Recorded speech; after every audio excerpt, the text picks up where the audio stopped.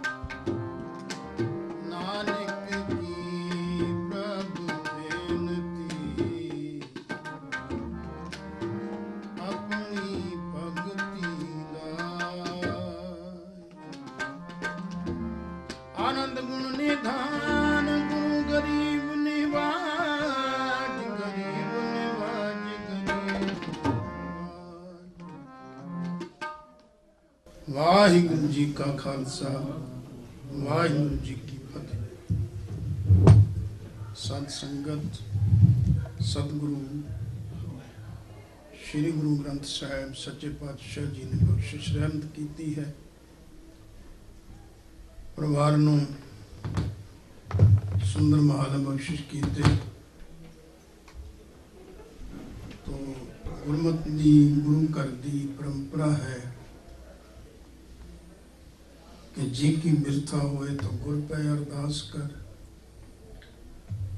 कोई चीज की जरूरत है मान मांगो तान मांगो दान लक्ष्मी सुत दे, ये देने की समर्था गुरु ग्रंथ साहिब सच्चा पातशाह जी रखते ने।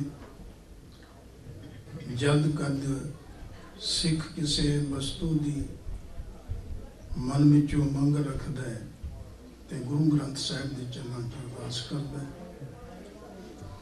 रंधावा परिवार की हर खास करके साडा कल्चर है घर अपना होना चाहिए भावें चंद ते होइए।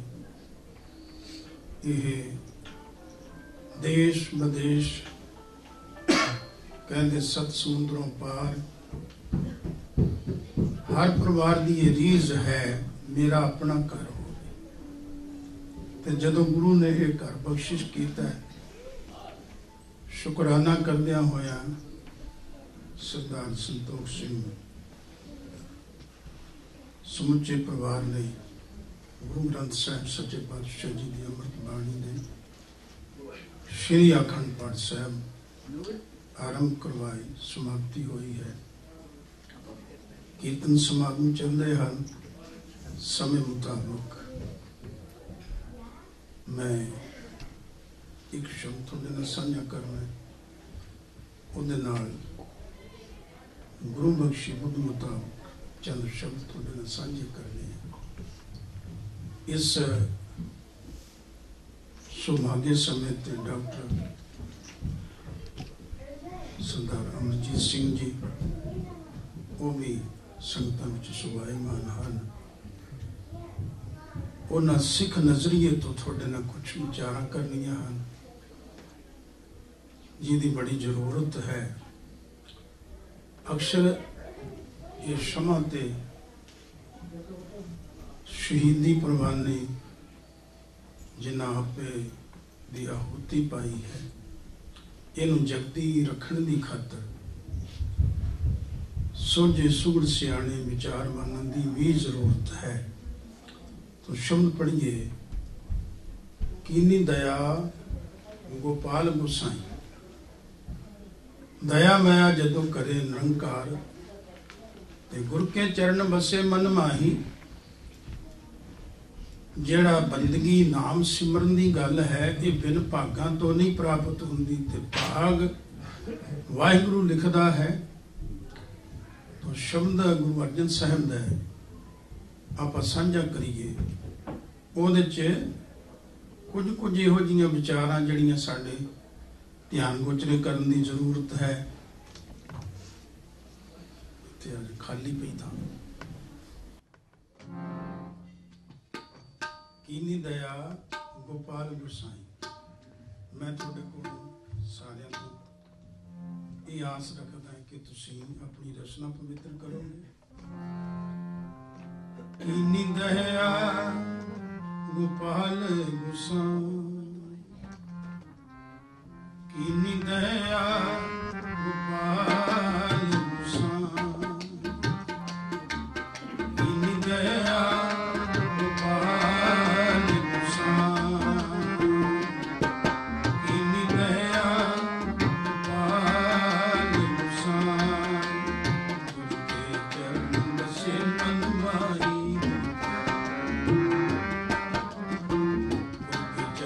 बसे मन माही, गुर के चरण बसे मन माही। कीनी दया गोपाल गुसाई, कीनी दया गोपाल गुसाई।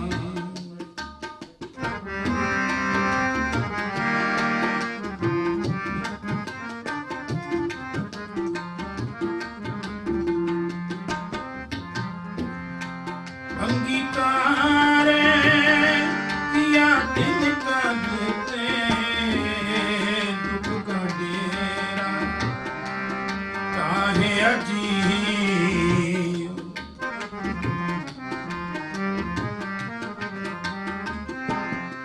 अंगीकारे किया दिल का देते दुख का डेरा काहे अजीब। कीनी दया गोपाल गुसाई, कीनी दया गोपाल गुसाई। गुर के चरण बसे मन माही, गुर के कीनी दया गोपाल गुसाई, कीनी दया गोपाल गुसाई।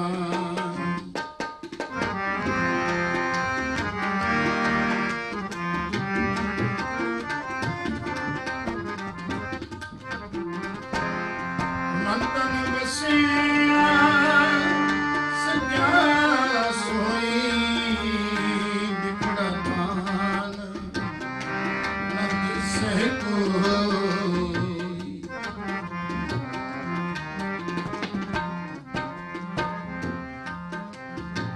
मन तन वसिया सच्चा सोई, बिखड़ा थान न दिसे कोई।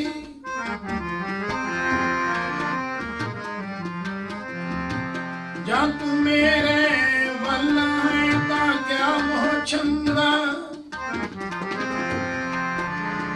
सब कुछ मैनू सौंपिया जा तेरा बंदा।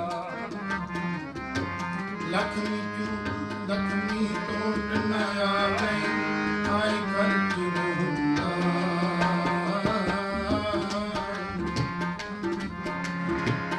लक्ष्मी टोट न आवे, आए खर्च रहूंगा। संभे काज सुवारे जहाँ तुद पावंदा।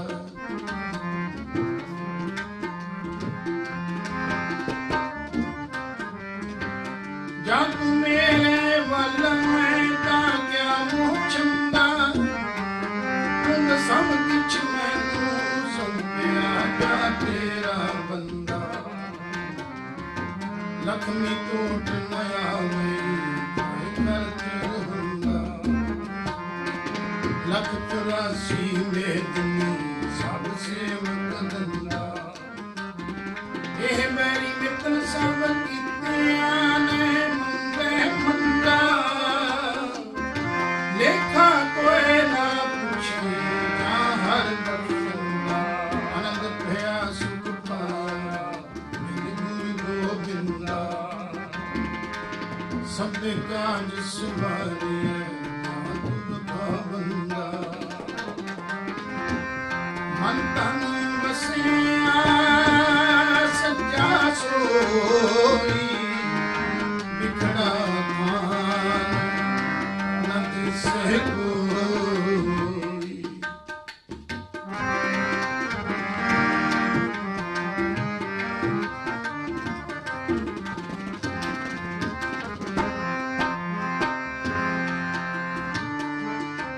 मन तन वसिया सच्चा सोई बिखड़ा थान न दिसे कोई।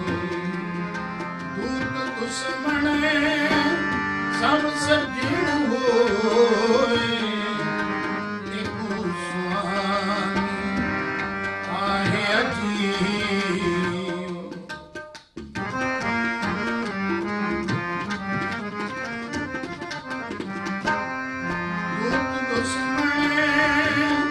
सब सजीव होए एको स्वामी आहे अजीब। इनी दया गोपाल गोसाई, इनी दया गोपाल गोसाई। के चरण से मन माही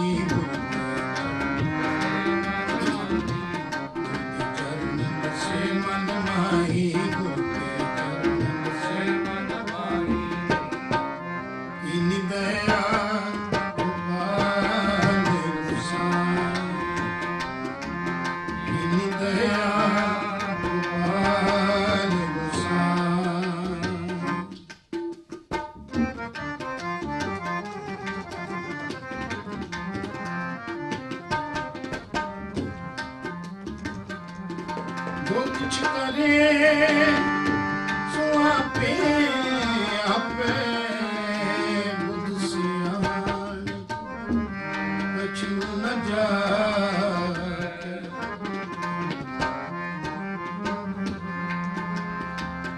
आपे रसिया आप रसी आपे रावण हार। आपे होवे चोल आपे सेज पतार। रंग रता मेरा साहिब रम रहे भरपूर।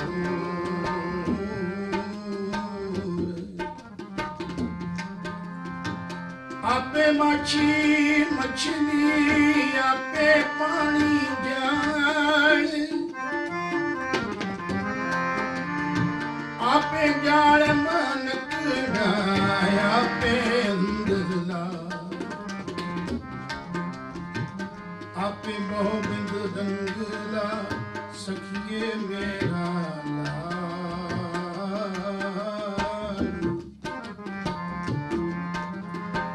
नित रवे सुहागनी देख हमारा हाल। प्रणव नानक बेनती तू सरवर तू हंस। कौन तू है कपिया तू है आपे वेख विवस। जो कुछ करे सो आपे आपे बुध सियान कछु न जाए।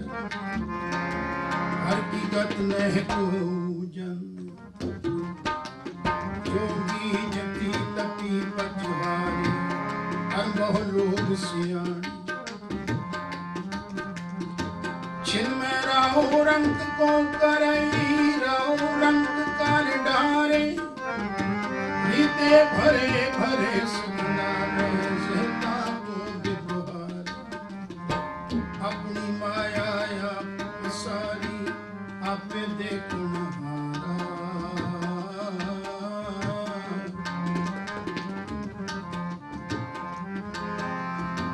नाना रूप करे बहुरंगी सबके रहनियारा। जो कुछ करे सो आपे आपे बुध से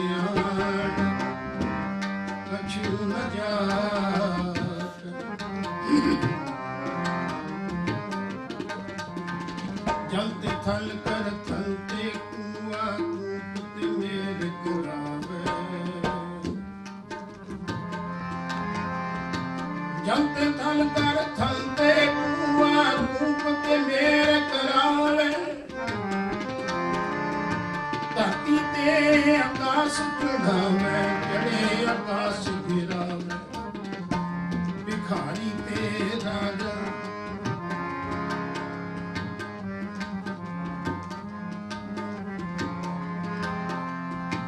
ਧਰਤੀ ਤੇ ਆਕਾਸ਼ ਚੜਾਵੇ, ਚੜੇ ਆਕਾਸ਼ ਗਿਰਾਵੇ। ਭਿਖਾਰੀ ਤੇ ਰਾਜ ਕਰਾਵੇ, ਰਾਜਾ ਤੇ ਭਿਖਾਰੀ। ਖਲ ਮੂਰਖ ਤੇ ਪੰਡਿਤ ਕਰਮੋ, ਪੰਡਿਤ ਤੇ ਮੁਖਧਾਰੀ। ਨਾਰੀ ਤੇ ਜੋ ਪੁਰਖ ਕਰਾਵੇ, ਪੁਰਖਨ ਤੇ ਜੋ ਨਾਰੀ। ਕਹੇ ਕਬੀਰ ਸਾਧੂ ਕੋ ਪ੍ਰੀਤਮ, ਤਿਸ ਮੂਰਖ ਬਲਿਹਾਰੀ। ਜੋ ਕਿਛ ਕਰੇ ਸੋ ਆਪੇ ਆਪੇ, ਬੁੱਧ ਸਿਆਣ ਕਛੂ ਨ ਜਾਪੈ। ਜੋ ਕਿਛ ਕਰੇ ਸੋ ਆਪੇ ਆਪੇ। ਸ਼ੀਹਾਂ ਬਾਜਾਂ ਜਰਗਾਂ ਕੂਹੀਆਂ, ਤਿੰਨਾਂ ਖਵਾਲੇ ਕਾਹਾ।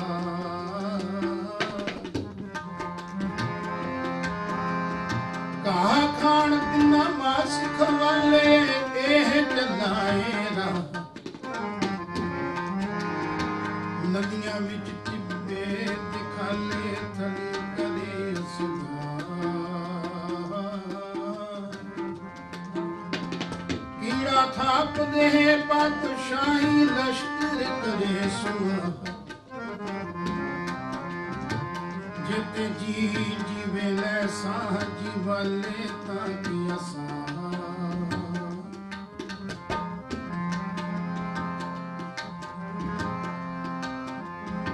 ਜਿਤੇ ਜੀ ਜੀਵੇ ਲੈ ਸਾਹ, ਜੀਵਾਲੇ ਤਾਂ ਕੀ ਅਸਾਂ। ਨਾਨਕ ਜਿਉਂ ਜਿਉਂ ਸੱਚੇ ਭਾਵੇ, ਤਿਉਂ ਤਿਉਂ ਦੇਹ ਗਿਰਾ। ਜੋ ਕਿਛ ਕਰੇ ਸੋ ਆਪੇ ਆਪੇ, ਬੁੱਧ ਸਿਆਣ ਕਛੂ ਨ ਜਾਪੈ। ਸਤਿਗੁਰੂ ਗੁਰੂ ਅਰਜਨ ਸਾਹਿਬ ਸੱਚੇ ਪਾਤਸ਼ਾਹ ਜੀ ਕਰਦਾ ਕਰਤਾਰ ਆਪ ਹੈ। ਸਾਧਨ ਉਹ ਜਟਾਉਂਦਾ ਹੈ, ਤੇ ਜਿਸ ਦੇ ਸਿਰ ਦੇ ਉੱਤੇ ਮਿਹਰ ਬਖਸ਼ਿਸ਼ ਦਾ ਹੱਥ ਰੱਖ ਦੇਵੇ, ਤੇ ਛਿਨਮੈ ਰਾਉ ਰੰਗ ਕੋ ਕਰੇ, ਉਹਦੇ ਲਈ ਇਹ ਕੋਈ ਵੱਡੀ ਗੱਲ ਨਹੀਂ ਹੈ। ਤੇ ਸਾਹਿਬ ਨੇ ਕੈਸੀਆਂ ਕੈਸੀਆਂ ਉਦਾਹਰਨਾਂ ਦਿੱਤੀਆਂ। ਸ਼ੀਹਾਂ ਬਾਜਾਂ ਚਰਗਾਂ ਕੂਹੀਆਂ, ਇਹ ਸਾਰੇ ਮਾਸਾਹਾਰੀ ਜੀਵ ਹਨ। ਪਰ ਜੇ ਵਾਹਿਗੁਰੂ ਦੀ ਮਰਜ਼ੀ ਹੋਵੇ ਤੇ ਤਿੰਨਾਂ ਖਵਾਲੇ ਘਾਹ, ਘਾਹ ਖਾਣ ਤਿੰਨਾਂ ਮਾਸ ਖਵਾਲੇ, ਇਹ ਚਲਾਏ ਰਾਹ। ਨਦੀਆਂ ਵਿੱਚ ਟਿੱਬੇ ਦਿਖਾਲੇ, ਨਹੀਂ ਹੋ ਸਕਦਾ।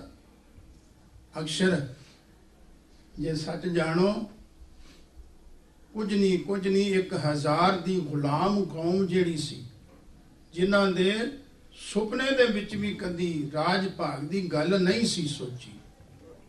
ਆਪਣੀ ਚਮੜੀ ਬਚਾਉਂਦੇ ਸਨ, ਆਪਣੀਆਂ ਧੀਆਂ ਬੱਚੀਆਂ ਬੇਟੀਆਂ ਦੇ ਦੇ ਕੇ, ਤੇ ਉਹਨਾਂ ਨੂੰ ਅੱਜ ਰਾਜ ਭਾਗ ਮਿਲਿਆ। ਉਹ ਵੱਖਰੀ ਗੱਲ ਹੈ, ਬਦੌਲਤ ਤੇ ਭਾਵੇਂ ਤੁਹਾਡੀ ਹੋਵੇ। ਪਰ ਅੱਜ ਉਹ ਇਸ ਵੇਲੇ ਜਿਹੜੇ ਲੋਕ ਮੂੰਹ ਘਾ ਲੈ ਕੇ ਨੰਗੇ ਪੈਰੀ ਲੰਮੀਆਂ ਸਰਾਂ ਸਲਾਮਾਂ ਕਰਦੇ ਸਨ, ਤੇ ਹਰ ਐਰੇ ਗਹਿਰੇ ਨਥੂ ਖਹਿਰੇ ਨੂੰ ਆਪਣੀਆਂ ਧੀਆਂ ਦੇ ਕੇ ਆਪਣੀ ਚਮੜੀ ਬਚਾਉਂਦੇ ਸਨ।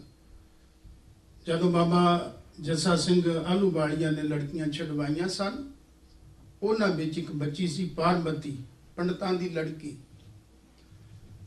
ਤੇ ਖਾਲਸੇ ਨੇ ਆਪਣੇ ਨਿਆਰੇ ਜਿਹੇ ਬੋਲਿਆਂ ਦੇ ਹਿਸਾਬ ਦੇ ਨਾਲ ਸਾਰੀਆਂ ਬੱਚੀਆਂ ਨੂੰ ਇੱਕ ਲਾਈਨ ਵਿੱਚ ਕਰ ਲਿਆ ਤੇ ਆਪਣੀਆਂ ਧੀਆਂ ਜਾਣ ਕੇ ਕੱਲੀ ਕੱਲੀ ਨੂੰ ਪੁੱਛਿਆ, ਬੇਟਾ ਕਾਕੀ ਤੇਰਾ ਪਿੰਡ ਕਿਹੜਾ, ਤੇਰੇ ਬਾਪ ਦਾ ਨਾਮ ਕੀ ਹੈ। ਉਹਨਾਂ ਦਾ ਇਹ ਪੁੱਛਣ ਦਾ ਹੋਰ ਕੋਈ ਮਕਸਦ ਨਹੀਂ ਸੀ। ਉਹਨਾਂ ਦਾ ਮਤਲਬ ਸੀ ਵੀ ਜਿਹੜੇ ਸਿੰਘ ਪਟਿਆਲੇ ਲੈਣ ਨੂੰ ਜਾਣਗੇ, ਹਰ ਐਗਜ਼ਾਮਪਲ, ਕਿ ਉਹ ਫਿਰ ਉੱਥੋਂ ਬਰਨਾਲੇ ਵਾਲੀਆਂ ਬੱਚੀਆਂ ਨੂੰ ਵੀ ਲਈ ਜਾਣਗੇ, ਰਾਜਪੁਰੇ ਵਾਲੀਆਂ ਨੂੰ ਵੀ ਲਈ ਜਾਣਗੇ ਤੇ ਫਿਰ ਧੂਰੀ ਵਾਲੀਆਂ ਨੂੰ ਵੀ ਲਈ ਜਾਣਗੇ, ਕਿਉਂਕਿ 2-4 ਸਿੰਘਾਂ ਦੇ ਤਾਂ ਮਸਲਾ ਨਹੀਂ ਸੀ, ਅਕਸਰ 20-30-40-50 ਸਿੱਖਾਂ ਜਾਣਾ ਸੀ। ਉਹਨਾਂ ਨੇ ਆਖਿਆ ਜਿਹੜੇ ਜਿਸ ਪਾਸੇ ਨੂੰ ਜਾਣਗੇ ਉਸ ਤਰਫ ਦੀਆਂ ਜਿਹੜੀਆਂ ਬੱਚੀਆਂ ਉਹਨਾਂ ਨੂੰ ਇੱਕ ਸਾਈਡ ਤੇ ਕਰ ਲਿਆ ਜਾਏ। ਪਹਿਲਾਂ ਉਹ ਇਸ ਥਾਂ ਤੇ ਛੱਡਣਗੇ, ਉਦੋਂ ਫਿਰ ਬਰਨਾਲੇ ਛੱਡਣਗੇ, ਬਰਨਾਲੇ ਤੋਂ ਧੂਰੀ, ਰਾਜਪੁਰੇ, ਪਟਿਆਲੇ, ਅੱਗੇ ਅੰਬਾਲੇ ਚਲੇ ਜਾਣਗੇ। ਇਸ ਮਕਸਦ ਦੇ ਨਾਲ ਉਹਨਾਂ ਨੇ, ਇਹ ਤਾਂ ਮੈਂ ਉਦਾਹਰਨ ਦਿੱਤੀ, ਮੈਂ ਨਹੀਂ ਇਹ ਸਮਝਦਾ ਕਿ ਉਹ ਕਿਹੜੇ ਕਿਹੜੇ ਪਿੰਡ ਦੀਆਂ ਬੱਚੀਆਂ ਸਨ, ਇਹ ਤੇ ਬਾਬਾ ਉਸ ਵੇਲੇ ਦੇ ਸਾਡੇ ਪੁਰਖੇ ਜਾਣਦੇ ਹੋਣਗੇ, ਪਰ ਇਹ ਗੱਲ ਕਹਿਣ ਦੇ ਤੌਰ ਤੇ ਉਹਨਾਂ ਕੱਲੀਆਂ ਕੱਲੀਆਂ ਨੂੰ ਇੱਕ ਸਾਈਡ ਤੇ ਕਰਨ ਲੱਗੇ ਵੀ ਕਿਹੜੀਆਂ ਜਿਹੜੇ ਇਸ ਪਾਸੇ ਨੂੰ ਜਾਣ ਵਾਲੀਆਂ, ਉੱਤਰ ਵਾਲੀਆਂ ਨੂੰ ਇੱਕ ਸਾਈਡ ਤੇ ਕਰ ਲਈਏ, ਸਿੱਖ ਉਹਨਾਂ ਨੂੰ ਲੈ ਜਾਣਗੇ ਤੇ ਦੂਜੀਆਂ ਬੱਚੀਆਂ ਜਿਹੜੀਆਂ ਇਧਰ ਗੰਗਾ ਨਗਰ ਵੱਲ ਜਾਣ ਵਾਲੀਆਂ ਹੋਣਗੀਆਂ ਉਹਨਾਂ ਨੂੰ ਇਧਰਲੇ ਪਾਸੇ ਲੈ ਜਾਣਗੇ। ਤੇ ਇਸ ਮਕਸਦ ਦੇ ਨਾਲ ਕੱਲੀ ਕੱਲੀ ਬੱਚੀ ਨੂੰ ਪਿੰਡ ਪੁੱਛਿਆ ਤੇ ਪਾਰਵਤੀ ਚੁੱਪ ਕਰਕੇ ਖੜੀ ਰਹੀ। ਉਹਨਾਂ ਜ਼ੋਰ ਨਾਲ ਪੁੱਛਣ ਦੀ ਕੋਸ਼ਿਸ਼ ਕੀਤੀ ਵੀ ਭਾਈ ਬੀਬਾ ਕਾਕੀ ਤੂੰ ਰਹੇਂਗੀ ਕਿੱਥੇ, ਅਸੀਂ ਤੇ ਜੰਗਲਾਂ 'ਚ ਰਹਿਣ ਵਾਲੇ ਲੋਕ। ਉਹ ਕਹਿੰਦੀ ਮੇਰਾ ਮਾਂ ਬਾਪ, ਮੇਰੇ ਭੈਣ ਭਰਾ, ਜੋ ਕੁਝ ਵੀ ਉਹ ਖਾਲਸਾ ਪੰਥ। ਉਹਨਾਂ ਜਵਾਬ ਦਿੱਤਾ, ਆਖਿਆ ਕਾਕੀ ਬੱਚੀ ਇਹ ਬੜਾ ਵਿਖੜਾ ਪਿੰਡਾ ਹੈ, ਤੂੰ ਘਰ ਜਾ। ਉਹਨੇ ਜਿਹੜਾ ਬਚਨ ਕਿਹਾ, ਮੈਂ ਉਹ ਸਾਰੀ ਉਹ ਗੱਲ ਇੱਕ ਸ਼ਬਦ ਦੀ ਖਾਤਰ ਇੰਨੀਆਂ ਗੱਲਾਂ ਤੁਹਾਨੂੰ ਸੁਣਾਈਆਂ। ਉਹ ਗੱਲ ਇਹ ਸੀ ਤੇ ਉਹ ਕਹਿੰਦੀ ਵੀ ਮੇਰੇ ਬਾਪ ਨੇ ਮੇਰੀ ਬਾਹ ਪਕੜ ਕੇ ਪਕੜਾਈ ਸੀ ਵੀ ਆ ਲੈ ਜਾਓ ਤੇ ਸਾਡੀ ਜਾਨ ਬਖਸ਼ੀ ਕਰੋ, ਇਸ ਕਰਕੇ ਮੈਂ ਉਸ ਬੂਹੇ ਤੇ ਨਹੀਂ ਜਾਣਾ ਜਿਨ੍ਹਾਂ ਨੇ ਆਪਣੀ ਅਜ਼ਮਤ ਦੀ ਪਰਵਾਹ ਨਹੀਂ ਕੀਤੀ, ਜਾਨ ਦੀ ਪਰਵਾਹ ਕੀਤੀ। ਮੈਂ ਉਸ ਬਾਪ ਦੇ ਮੱਥੇ ਨਹੀਂ ਲੱਗਣਾ। ਮੇਰਾ ਮਾਂ ਬਾਪ, ਮੇਰੇ ਭੈਣ ਭਰਾ, ਖਾਲਸਾ ਪੰਥ ਜਿਨ੍ਹਾਂ ਮੇਰੀ ਆਬਰੂ ਬਚਾਈ, ਉਹ ਮੇਰੀ ਜ਼ਿੰਦਗੀ ਦਾ ਸਹਾਰਾ ਵੀ ਬਣਨਗੇ।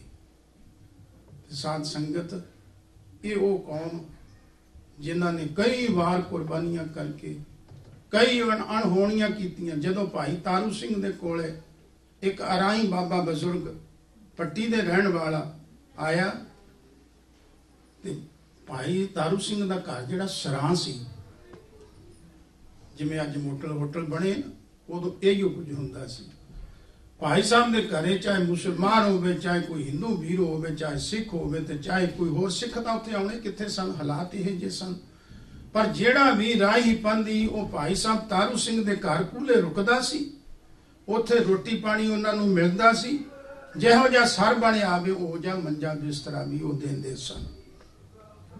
ਤੇ ਫਿਰ ਸਾਰਿਆਂ ਨੂੰ ਪ੍ਰਸ਼ਾਦ ਪਾਣੀ ਛਕਾ ਕੇ ਤੇ ਉਹਨਾਂ ਦੀ ਮੰਜੇ ਦੇ ਪੈਂਦੀ ਜਾ ਕੇ ਬਹਿ ਜਾਣਾ। ਕੱਲੇ ਕੱਲੇ ਨੂੰ ਪੁੱਛਣਾ, ਭਾਈ ਕਿੱਥੋਂ ਚੱਲੇ ਜੀ, ਕਿੱਥੇ ਜਾ ਰਹੇ ਹੋ, ਕੀ ਕੰਮ ਸੀ। ਦੇਖੋ ਇੱਕ ਬੜੀ ਜੁਗਤ ਸੀ ਉਸ ਵੇਲੇ। ਆਹ ਮੀਡੀਆ ਹੈ ਨਹੀਂ ਸੀ ਜਿਹੜੇ ਕਿ ਭਾਰਤ ਦਾ ਪਤੰਗੜ ਵੀ ਬਣਾ ਲੈਂਦੇ ਅੱਜ ਕੱਲ। ਭਾਈ ਤਾਰੂ ਸਿੰਘ ਪੁੱਛਦਾ ਕੱਲੇ ਕੱਲੇ ਨੂੰ, ਗੁਰਸਿੱਖੋ ਭਾਈ ਕਿੱਥੇ ਨੂੰ ਚੱਲੇ ਸੋ। ਤੇ ਉਹਨਾਂ ਵਿੱਚ ਬਾਬਾ ਜਿਹੜਾ ਬਜ਼ੁਰਗ ਸੀ ਅਰਾਈ ਬਾਬਾ, ਉਹ ਬੜਾ ਨਿੰਮੋ ਝੂਣਾ ਹੋਇਆ ਬੈਠਾ, ਕਿਸੇ ਨਾਲ ਕੋਈ ਗੱਲ ਨਹੀਂ ਸੀ ਕਰ ਰਿਹਾ। ਇਕਲੌਤੀ ਬੇਟੀ, ਬੁਢੇਪੇ ਦਾ ਸਹਾਰਾ, ਕਿਸੇ ਪਾਸੋਂ ਖੈਰ ਨਹੀਂ ਪਈ। ਤੇ ਉਹਨਾਂ ਨੂੰ ਪੁੱਛਿਆ, ਬਾਪੂ ਤੂੰ ਚੁੱਪ ਕਰਕੇ ਬੈਠੋ, ਤੂੰ ਕਿਉਂ ਨਹੀਂ ਬੋਲਦਾ। ਫਿਰ ਉਹ ਦੁਖਦੇ ਤੇ ਹੱਥੇ ਹੱਥ ਲਾਉਣ ਵਾਲੀ ਗੱਲ ਹੋਈ ਤੇ ਬਾਪੂ ਬੋਲਿਆ, ਕਹਿੰਦਾ ਮੇਰੀ ਲੜਕੀ ਉਠਾ ਲਈ ਪੱਟੀ ਦੇ ਪਠਾਣਾ ਨੇ, ਉਹਨਾਂ ਨੂੰ ਮਿੰਤ ਤਰਲਾ ਕੀਤਾ, ਉਹਨਾਂ ਵੀ ਮੇਰੀ ਕੋਈ ਨਹੀਂ ਸੁਣੀ। ਜ਼ਕਰੀਆ ਖਾਨ ਦਾ ਰਿਸ਼ਤੇਦਾਰ ਹੈ ਉਹ, ਤੇ ਮੈਂ ਜ਼ਕਰੀਆ ਖਾਨ ਦੇ ਦਰਬਾਰ ਵਿੱਚ ਜਾ ਕੇ ਫਰਿਆਦੀ ਹੋਇਆ ਸਾਂ। ਉਹਨਾਂ ਮੈਨੂੰ ਅੱਗੇ ਤੋਂ ਕੀ ਕਿਹਾ, ਕਹਿੰਦੇ ਤੂੰ ਕੀ ਕਰਾਉਣਾ ਸੀ, ਵਿਆਹਣੀ ਸੀ, ਚੰਗਾ ਹੋ ਗਿਆ ਲੈ ਗਏ। ਇਹ ਮੈਨੂੰ ਨਾਮ ਦਿੱਤਾ ਤੇ ਹੁਣ ਮੈਨੂੰ ਕੋਈ ਸਹਾਰਾ ਨਜ਼ਰ ਨਹੀਂ ਆਉਂਦਾ। ਮੇਰੀ ਬੱਚੀ, ਮੇਰੀ ਇੱਜ਼ਤ ਆਬਰੂ, ਮੇਰਾ ਬੁਢੇਪੇ ਦਾ ਸਹਾਰਾ, ਮੈਂ ਦੱਸੋ ਕਿੱਥੇ ਜਾਵਾਂ। ਭਾਈ ਸਾਹਿਬ ਤਾਰੂ ਸਿੰਘ ਨੇ ਬਜ਼ੁਰਗ ਨੂੰ ਸਹਾਰਾ ਦਿੰਦੇ ਆਖਿਆ, ਬਾਪੂ ਕੋਈ ਗੱਲ ਨਹੀਂ, ਕੱਲ ਮੈਂ ਜਾਣਾ ਹੈ, ਖਾਲਸੇ ਨੂੰ ਮਿਲਣਾ ਹੈ, ਮੈਂ ਤੇਰੀ ਫਰਿਆਦ ਉਹਨਾਂ ਕੋਲ ਕਰਾਂਗਾ। ਤੇ ਗੱਲ ਨੂੰ ਸੁਣ ਕੇ ਇਹਦਾ ਅੰਦਾਜ਼ਾ ਲਗਾਇਓ ਕਿ ਜਿਨ੍ਹਾਂ ਨੇ, ਜਿਸ ਬਰਾਦਰੀ ਕਹ ਲਓ, ਜਿਸ ਮਜ਼ਹਬ ਵਾਲੇ ਲੋਕਾਂ ਨੇ ਸਿੱਖਾਂ ਦੇ ਸਿਰਾਂ ਦੇ ਮੁੱਲ ਪਾਏ ਹੋਏ, ਉਹਨਾਂ ਦੀ ਬੱਚੀ ਹੈ, ਭਾਵੇਂ ਅਰਾਈਆਂ ਮੁਸਲਮਾਨਾਂ ਦੀ ਹੋਵੇ। ਪਰ ਖਾਲਸਾ ਕਿਤਨਾ ਨਿਰਵੈਰ ਹੈ। ਤੇ ਭਾਈ ਸਾਹਿਬ ਤਾਰੂ ਸਿੰਘ ਦੂਜੇ ਦਿਨ ਗਏ, ਆਪਾਂ ਗੱਲ ਲੰਬੀ ਨਾ ਕਰੀਏ, ਮੈਂ ਸ਼ਬਦ ਪੂਰਾ ਕਰਾਂ। ਭਾਈ ਸਾਹਿਬ ਨੇ ਜਿਹੋ ਜਿਹਾ ਸਰ ਬਣਿਆ ਆਇਆ, ਲੰਗਰ ਲੈ ਕੇ ਗਏ ਤੇ ਜਾ ਕੇ ਪੰਥ ਦੇ ਕੋਲੇ ਬੇਨਤੀ ਕੀਤੀ। ਇੱਕ ਅਰਾਈ ਬਾਬਾ ਬਜ਼ੁਰਗ ਮੁਸਲਮਾਨ ਪੱਟੀ ਦਾ, ਉਹਦੀ ਲੜਕੀ ਚੁੱਕ ਲਈ ਪੱਟੀ ਦੇ ਪਠਾਣਾ ਨੇ, ਤੇ ਖਾਲਸੇ ਦੇ ਕੋਲੇ ਫਰਿਆਦ ਹੈ, ਉਸ ਬਜ਼ੁਰਗ ਦੀ ਬੱਚੀ ਛਡਵਾ ਦਿਓ, ਤੁਹਾਡੀ ਮਿਹਰਬਾਨੀ। ਤੇ ਭਾਈ ਸਾਹਿਬ ਤਾਰੂ ਸਿੰਘ ਨੂੰ ਪੁੱਛਿਆ, ਬਾਬਾ ਕਿੱਥੇ ਹੈ? ਬਾਬਾ ਮੇਰੇ ਘਰ ਹੈ। ਕਹਿਣ ਲੱਗੇ ਸਾਡੇ ਨਾਲ ਤੋਰੋ, ਕਿਉਂਕਿ ਕਮ ਸੇ ਕਮ ਉਹ ਆਵਾਜ਼ ਦੇਗਾ, ਤੇ ਨਾਲ ਉਹਦੀ ਆਵਾਜ਼ ਨੂੰ ਸੁਣ ਕੇ ਉਹ ਬੱਚੀ ਵੀ ਹਰਕਤ ਵਿੱਚ ਆਏਗੀ ਕਿ ਕੋਈ ਮੇਰਾ ਹਮਦਰਦ, ਮੇਰੀ ਫਰਿਆਦ ਸੁਣਨ ਵਾਲਾ ਕੋਈ ਆਇਆ। ਤੇ ਉਹਨੂੰ ਇੱਕ ਘੋੜੇ ਤੇ ਇੱਕ ਸਿੱਖ ਦੇ ਨਾਲ ਬਿਠਾ ਦਿੱਤਾ ਗਿਆ। ਗੱਲ ਮੁੱਕਦੀ, ਉਹਨੇ ਆਵਾਜ਼ ਦਿੱਤੀ, ਬੱਚੀ ਨੇ ਬੂਹਾ ਖੋਲ ਦਿੱਤਾ ਤੇ ਸਿੱਖਾਂ ਆਪਣਾ ਕੰਮ ਕਰ ਦਿੱਤਾ। ਨਾਲੇ ਤੇ ਉਹ ਜਿਹੜਾ ਪਠਾਨ ਸੀ ਜਿਹਨੇ ਇਹ ਕੁਕਰਮ ਕੀਤਾ ਸੀ, ਉਹਦਾ ਭੋਗ ਪੈ ਗਿਆ। ਬੱਚੀ ਨੂੰ ਛਡਵਾ ਕੇ ਲਿਆਂਦਾ ਤੇ ਬਾਪੂ ਨੂੰ ਆਖਿਆ ਲੈ ਜਾਓ। ਉਹ ਕਹਿੰਦੇ ਕਿੱਥੇ ਜਾਵਾਂਗੇ, ਕੱਲ ਫੇਰ ਉਠਾ ਲੈਣਗੇ, ਫੇਰ ਕੌਣ ਛਡਵਾ ਕੇ ਦੇਗਾ। ਮੈਂ ਜੋ ਕੁਝ ਵੀ ਆ ਜਿਹੋ ਜਿਹਾ ਕੁਝ ਕਰਨ ਜੋਗਾ, ਖਾਲਸੇ ਪੰਥ ਦੀ ਸ਼ਰਨ ਵਿੱਚ ਰਵਾਂਗਾ। ਆਖਿਆ ਬਾਪੂ ਤੂੰ ਵਡੇਰੀ ਉਮਰ ਦਾ, ਕਿੱਥੇ ਜਾਏਗਾ? ਇਹ ਸਾਡੀ ਭੈਣ ਬੱਚੀ ਕਿੱਥੇ ਫਿਰਦੀ ਰਹੇਗੀ ਜੰਗਲਾਂ 'ਚ। ਫਿਰ ਉਹ ਲਾਹੌਰ ਵਾਲੇ ਪਾਸੇ ਆਪਣੇ ਰਿਸ਼ਤੇਦਾਰਾਂ ਦੇ ਚਲਾ ਗਿਆ, ਪੱਟੀ ਨਹੀਂ ਗਿਆ। ਤਾਂ ਮੈਂ ਆਪ ਨੂੰ ਇਹ ਬੇਨਤੀ ਤਾਂ ਕੀਤੀ, ਸਾਧ ਸੰਗਤ, ਸ਼ਬਦ ਤਾਂ ਜੋ ਕੁਛ ਕਰੇ ਸੋ ਆਪੇ, ਉਹ ਦੋ ਸ਼ਬਦ ਨੇ, ਥੋੜਾ ਜਿਹਾ ਧਿਆਨ ਦੇਣ ਦੀ ਜ਼ਰੂਰਤ ਹੈ। ਜੋ ਸੰਸਾਰ ਤੇ ਹੋ ਰਿਹਾ ਕਰਦਾ ਵਾਹਿਗੁਰੂ ਹੈ, ਤੇ ਸਾਧਨ ਵੀ ਉਹ ਬਣਾਉਂਦਾ ਹੈ। ਕਦੀ ਖਾਲਸੇ ਨੂੰ ਮੂਹਰੇ ਲਾ ਦਿੰਦਾ ਹੈ ਤੇ ਕਦੀ ਕਿਸੇ ਹੋਰ ਨੂੰ। ਇਹ ਨਿਰੰਕਾਰ ਦੇ ਹੱਥ ਵਿੱਚ ਹੈ। तो गुरु अर्जन साहब सच्चे पातशाह कहते जो कुछ करे सो आपे आप है, ते बुद्ध सियाणप किछू न जापे। बंदा चितराइयां नाल गल करनी चाहे, ये किसी दी इस पकड़ विच आउण वाली बात नहीं है। तो सतगुरु जी जो बख्शिश करते हैं, आओ आप 5 मिनटां की समाप्ति करिए। शब्द दा वचन, जो किछ करे सो आपे आप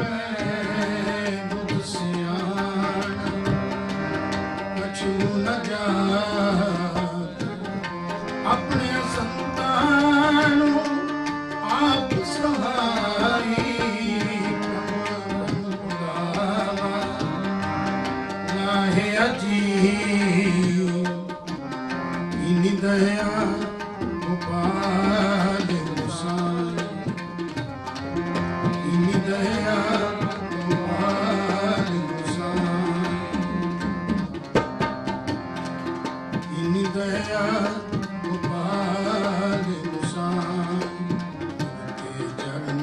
मन माही से मन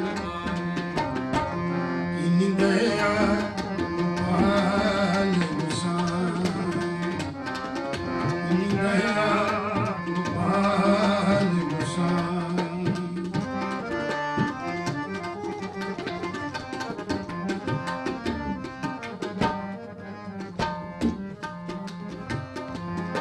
चरण कमले जन का आधार,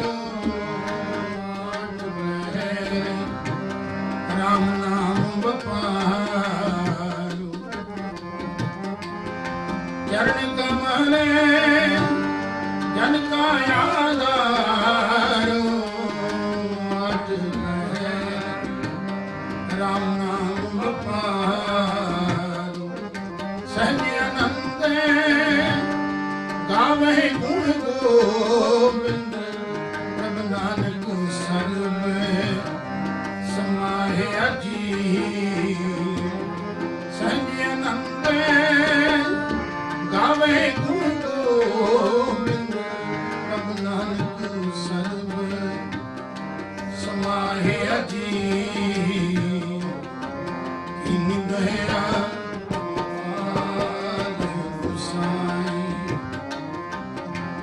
दया गोपाल गोसाई गुरु के चरण से मन माही गुरु कीनी दया गोपाल गोसाई कीनी दया गोपाल कीनी दया गोपाल कीनी दया गोपाल गोसाई कीनी दया गोपाल गोसाई गुर के चरण बसे मन माही ਅਕਸਰ ਜਿਨ੍ਹਾਂ ਦੇ ਉੱਤੇ ਦਇਆ ਮਾਇਆ ਕਰੇ ਮੇਰਾ ਮਾਲਕ ਉਹਨਾਂ ਨੂੰ ਇਹ ਪ੍ਰਾਪਤੀ ਹੁੰਦੀ ਹੈ। तो मैं ਜਿੱਥੇ ਤੁਹਾਨੂੰ ਸਾਰਿਆਂ ਨੂੰ ਖਾਸ ਕਰਕੇ ਸਰਦਾਰ ਸੰਤੋਖ ਸਿੰਘ ਜੀ ਰੰਧਾਵਾ ਪਰਿਵਾਰ ਨੂੰ ਵਧਾਈ ਦੇਣਾ ਸਾਰੀਆਂ ਸੰਗਤਾਂ ਵੱਲੋਂ ਸੰਗਤਾਂ ਦਾ ਆਇਆਂ ਦਾ ਧੰਨਵਾਦ ਕਰਦਾ ਤੇ ਡਾਕਟਰ ਸਾਹਿਬ ਨੂੰ ਇੱਕ ਬੇਨਤੀ ਜ਼ਰੂਰ ਕਰੂੰਗਾ ਉਹ ਇਹ ਕਿ ਕੋਈ ਵੀ ਯਤਨ ਕਰੋ ਪੰਥ ਦੀ ਏਕਤਾ ਬਿਨਾਂ ਸਾਡਾ ਮੋਰਚਾ ਫਤਿਹ ਨਹੀਂ ਹੋਣਾ। ਕੋਈ ਕੁਛ ਵੀ ਕਹੀ ਜਾਏ ਚੰਗੇ ਨੇ ਮਾੜੇ ਨੇ ਸਿੱਖ ਸਿੱਖ ਨੇ ਜੇ ਇਕੱਠੇ ਹੋਵਾਂਗੇ। ਜਦੋਂ ਸਰਦਾਰ ਸੁਬੇਗ ਸਿੰਘ ਜੰਬਰ ਵਾਲੇ ਨਵਾਬੀ ਲੈ ਕੇ ਆਏ ਸਨ ਖਿਲਤ ਲੈ ਕੇ ਆਏ ਤੁਖ ਤੁਖੀ ਲੈ ਕੇ ਆਏ ਤਲਵਾਰ ਲੈ ਕੇ ਆਏ ਇੱਕ ਪੁਸ਼ਾਕ ਲੈ ਕੇ ਆਏ ਤੇ ਫਿਰ 3 ਪਿੰਡਾਂ ਦੀ 1 ਲੱਖ ਰੁਪਏ ਦੀ ਸੰਗੀਰ ਲੈ ਕੇ ਆਏ। ਉਹ ਤੁਹਾਡੀ ਏਕਤਾ ਨੂੰ ਸੀ। ਜਿੱਦੇ ਏਕਤਾ ਹੋਏਗੀ ਉਹਦੇ ਖਾਲਿਸਤਾਨ ਦੂਰ ਨਹੀਂ। ਜੇ ਏਕਤਾ ਨਹੀਂ ਹੋਣੀ ਅਕਸਰ ਇਸੇ ਤਰ੍ਹਾਂ ਅਸੀਂ ਬਹੁਤ ਲੰਬਾ ਸਮਾਂ 2000 ਸਾਲ ਯਹੂਦੀ ਦਰਬਦਰ ਫਿਰਦੇ ਰਹੇ ਜਦ ਕਦੀ ਉਹਨਾਂ ਦੀ ਪਾਵਰ ਬਣੀ ਤੇ ਅੱਜ ਸੁਪਰ ਪਾਵਰ ਜਿਹੜੀ ਉਹਨਾਂ ਦੇ ਕੰਡ ਤੇ ਖੜੀ ਹੈ। ਕਿਉਂਕਿ ਜਦੋਂ ਅਸੀਂ ਪਾਵਰ ਬਣਾਵਾਂਗੇ ਜਦੋਂ ਅਸੀਂ ਏਕਤਾ ਵਾਲੀ ਪਾਵਰ ਬਣਾਵਾਂਗੇ ਤੇ ਫਿਰ ਖਾਲਸਾ ਬਹੁਤ ਦੂਰ ਨਹੀਂ ਹੈ। ਏਕਤਾ ਨੂੰ ਮਿਲਣਾ ਹੈ ਚਾਹੇ ਅੱਜ ਕਰ ਲਈਏ ਚਾਹੇ 1000 ਸਾਲ ਨੂੰ ਕਰ ਲਈਏ। ਖਿਮਾ ਕਰੋਗੇ। ਵਾਹਿਗੁਰੂ ਜੀ ਕਾ ਖਾਲਸਾ ਵਾਹਿਗੁਰੂ ਜੀ ਕੀ ਫਤਿਹ। ਐਸਾ ਹੈ ਕਿ ਹੁਣ ਮੈਂ ਜਿਸ ਸ਼ਖਸੀਅਤ ਨੂੰ ਆਪਣੇ ਸਾਹਮਣੇ ਪੇਸ਼ ਕਰ ਰਿਹਾ ਹਾਂ ਉਸ ਬਾਰੇ ਮੇਰੇ ਕੋਲ ਤੇ ਕੋਈ ਸ਼ਬਦ ਨਹੀਂ ਹਨ। ਸਿੱਖ ਪੰਥ ਦੀ ਮਹਾਨ ਸ਼ਖਸੀਅਤ ਡਾਕਟਰ ਅਮਰਜੀਤ ਸਿੰਘ ਜੀ ਜਿਨ੍ਹਾਂ ਨੇ ਆਪਣੀ ਸਾਰੀ ਜ਼ਿੰਦਗੀ ਸਿੱਖ ਕੌਮ ਦਾ ਆਪਣਾ ਘਰ ਸਿੱਖ ਕੌਮ ਦਾ ਆਪਣਾ ਆਜ਼ਾਦ ਦੇਸ਼ ਲੈਣ ਵਾਸਤੇ ਆਪਣਾ ਘਰ ਆਜ਼ਾਦ ਕਰਾਉਣ ਵਾਸਤੇ ਆਪਣੀ ਸਾਰੀ ਜ਼ਿੰਦਗੀ ਨਿਸ਼ਕਾਮ ਸੇਵਾ ਨਾਲ ਲਾਈ ਹੋਈ ਹੈ ਔਰ ਉਹ ਸਾਡੇ ਇਸ ਪਰਿਵਾਰ ਦੇ ਇੱਕ ਮੈਂਬਰ ਵਜੋਂ ਵਿਚਦੇ ਹਨ। ਸੋ ਮੈਂ ਉਹਨਾਂ ਨੂੰ ਬੇਨਤੀ ਕਰਾਂਗਾ ਕਿ ਅਗਲੇ ਅੱਧੇ ਘੰਟੇ ਵਾਸਤੇ ਸੰਗਤਾਂ ਨੂੰ ਸੰਬੋਧਨ ਕਰਨ। ਮੈਂ ਆਪ ਨੂੰ ਦੱਸ ਦੇਵਾਂ ਕਿ ਡਾਕਟਰ ਸਾਹਿਬ ਨੇ ਪਿਛਲੇ 6 ਸਾਲ ਤੋਂ ਨਿਊਯਾਰਕ ਤੋਂ TV 84 ਚਲਾਉਂਦੇ ਹਨ। 24 ਆਵਰ ਚੱਲਦਾ ਹੈ ਜੋ ਕਿ ਸੱਚ ਹੱਕ ਇਨਸਾਫ ਦੀ ਆਵਾਜ਼ ਹੈ ਔਰ ਇਹਨਾਂ ਦਾ ਆਪਣਾ ਜੋ ਪ੍ਰੋਗਰਾਮ ਹੈ 1.25 ਘੰਟੇ ਦਾ 8:45 ਤੋਂ 9 ਵਜੇ ਤੱਕ ਸੱਚੋ ਸੱਚ ਇੱਕ ਇਹੋ ਜਿਹਾ ਮਿਆਰੀ ਪ੍ਰੋਗਰਾਮ ਹੈ ਕਿ ਜਿਹੜਾ ਇੱਕ ਵਾਰ ਸੁਣ ਲਵੇ ਉਹ ਮੁੜ ਕੇ ਵੇਖ ਲਵੇ ਉਹ ਮੁੜ ਕੇ ਹਰ ਰੋਜ਼ ਲਾਏਗਾ ਔਰ ਉਸ ਵਿੱਚ ਸਿੱਖ ਕੌਮ ਦੇ ਜੋ ਮਸਲੇ ਹਨ ਜਿਵੇਂ ਕਿ ਸਿੱਖਾਂ ਦੀ ਆਜ਼ਾਦੀ ਸਿੱਖਾਂ ਦਾ ਜੋ ਧਾਰਮਿਕ ਅਧਿਕਾਰ ਹਨ ਔਰ ਸਿੱਖਾਂ ਦੇ ਦੂਸਰੇ ਮਸਲੇ ਹਨ ਉਹ ਬੜੇ ਡਿਟੇਲ ਵਿੱਚ ਪੜ੍ਹੇ ਜਾਂਦੇ ਹਨ ਉਹਨਾਂ 'ਤੇ ਗੌਰ ਹੁੰਦਾ ਹੈ। ਔਰ ਨਾਲ ਹੀ ਡਾਕਟਰ ਸਾਹਿਬ ਪਿਛਲੇ 20 ਸਾਲ ਤੋਂ 25 ਸਾਲ ਤੋਂ ਖਾਲਿਸਤਾਨ ਅਫੇਅਰ ਸੈਂਟਰ ਦਾ ਆਫਿਸ ਹੈ ਜੋ ਵਾਸ਼ਿੰਗਟਨ DC ਤੋਂ ਚਲਾ ਰਹੇ ਹਨ ਪ੍ਰੈਸ ਬਿਲਡਿੰਗ ਤੋਂ। ਸੋ ਮੈਂ ਹੁਣ ਬੇਨਤੀ ਕਰਾਂਗਾ ਡਾਕਟਰ ਸਾਹਿਬ ਨੂੰ ਅਗਲੇ ਅੱਧੇ ਘੰਟੇ ਵਾਸਤੇ ਸੰਗਤਾਂ ਨੂੰ ਸੰਬੋਧਨ ਕਰਨ। ਵਾਹਿਗੁਰੂ ਜੀ ਕਾ ਖਾਲਸਾ ਵਾਹਿਗੁਰੂ ਜੀ ਕੀ ਫਤਿਹ।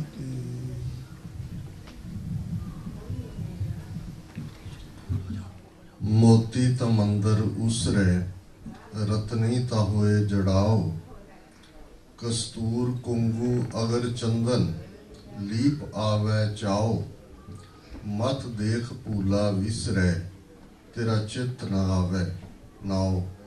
वाहिगुरु जी का खालसा वाहिगुरु जी की फतेह। साहिब श्री गुरु ग्रंथ साहिब जी की हजूरी में जुड़े बैठे सतगुरु जी का अपना आपा गुरु खालसा साध संगत जीओ अज का ये विशेष समागम ਸਰਦਾਰ ਸੰਤੋਖ ਸਿੰਘ ਜੀ ਰੰਧਾਵਾ ਪਰਿਵਾਰ, ਉਹਨਾਂ ਦੇ ਸੁਪੁੱਤਰ ਬੇਟਾ ਜਤਿੰਦਰ ਸਿੰਘ, ਉਹਨਾਂ ਦੀ ਸਿੰਘਣੀ ਬੀਬੀ ਹਰਪਾਲ ਕੌਰ, ਜਦੋਂ ਅਸੀਂ ਸਤਿਗੁਰੂ ਦੀਆਂ ਬਖਸ਼ਿਸ਼ਾਂ ਦੀ ਗੱਲ ਕਰਦੇ ਹਾਂ ਸੋ ਜ਼ਾਹਰ ਹੈ ਗ੍ਰਸਤ ਜੀਵਨ ਦੇ ਅੰਦਰ ਆਪਣੇ ਘਰ ਦਾ ਹੋਣਾ ਇਹ ਗ੍ਰਸਤੀ ਦੀਆਂ ਲੋੜਾਂ ਨੇ। ਤੇ ਜਦੋਂ ਅਸੀਂ ਕੌਮਾਂ ਦੀ ਜ਼ਿੰਦਗੀ ਦੀ ਗੱਲ ਕਰਦੇ ਹਾਂ ਤੇ ਕੌਮਾਂ ਦੀ ਸਰਵਾਈਵਲ ਲਈ ਵੀ ਕੌਮਾਂ ਦਾ ਘਰ ਹੋਣਾ ਇਹ ਬੇਸਿਕ ਨੈਸੈਸਿਟੀ ਹੈ, ਇਹ ਮੁੱਢਲੀ ਲੋੜ ਹੈ।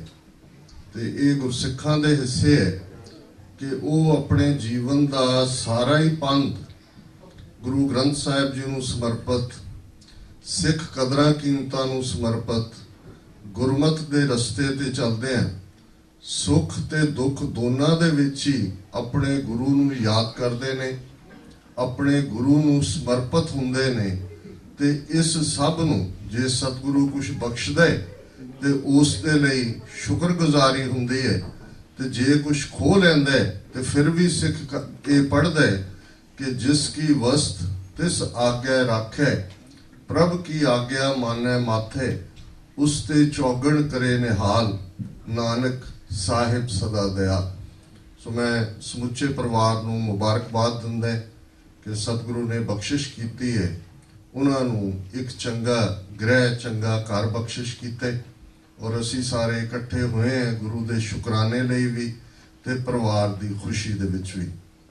ਭਾਈ ਸਾਹਿਬ ਨੇ ਕੀਰਤਨ ਦੌਰਾਨ ਬੜੇ ਅੱਛੇ ਅੰਦਾਜ਼ ਦੇ ਵਿੱਚ ਇਤਿਹਾਸਕ ਵੇਰਵਿਆਂ ਨੂੰ ਸਾਹਮਣੇ ਰੱਖਦਿਆਂ ਅਜੋਕੀ ਦਸ਼ਾ ਦੀ ਗੱਲ ਵੀ ਕੀਤੀ ਤੇ ਇਹ ਵੀ ਦੱਸਿਆ ਕਿ ਜਿਹੜਾ ਖਾਲਸੇ ਦਾ ਬਿਰਦ ਹੈ, ਜਿਹੜੀ ਸਿੱਖ ਦੀ ਹੋਂਦ ਹੈ, ਜਿਹੜੀ ਸਿੱਖ ਕੌਮ ਦੀ ਬੀਤੇ ਦੀ ਕਹਾਣੀ ਹੈ, ਉਹ ਸਰਬੱਤ ਦੇ ਭਲੇ ਨੂੰ ਹੀ ਕੇਂਦਰਿਤ ਹੋ ਕੇ ਸਾਰੇ ਖਾਲਸੇ ਦਾ ਵਰਤਾਰਾ ਰਿਹਾ, ਬੀਤੇ ਦੇ ਇਤਿਹਾਸ 'ਚ ਵੀ ਔਰ ਅੱਜ ਦੇ ਇਤਿਹਾਸ 'ਚ ਵੀ।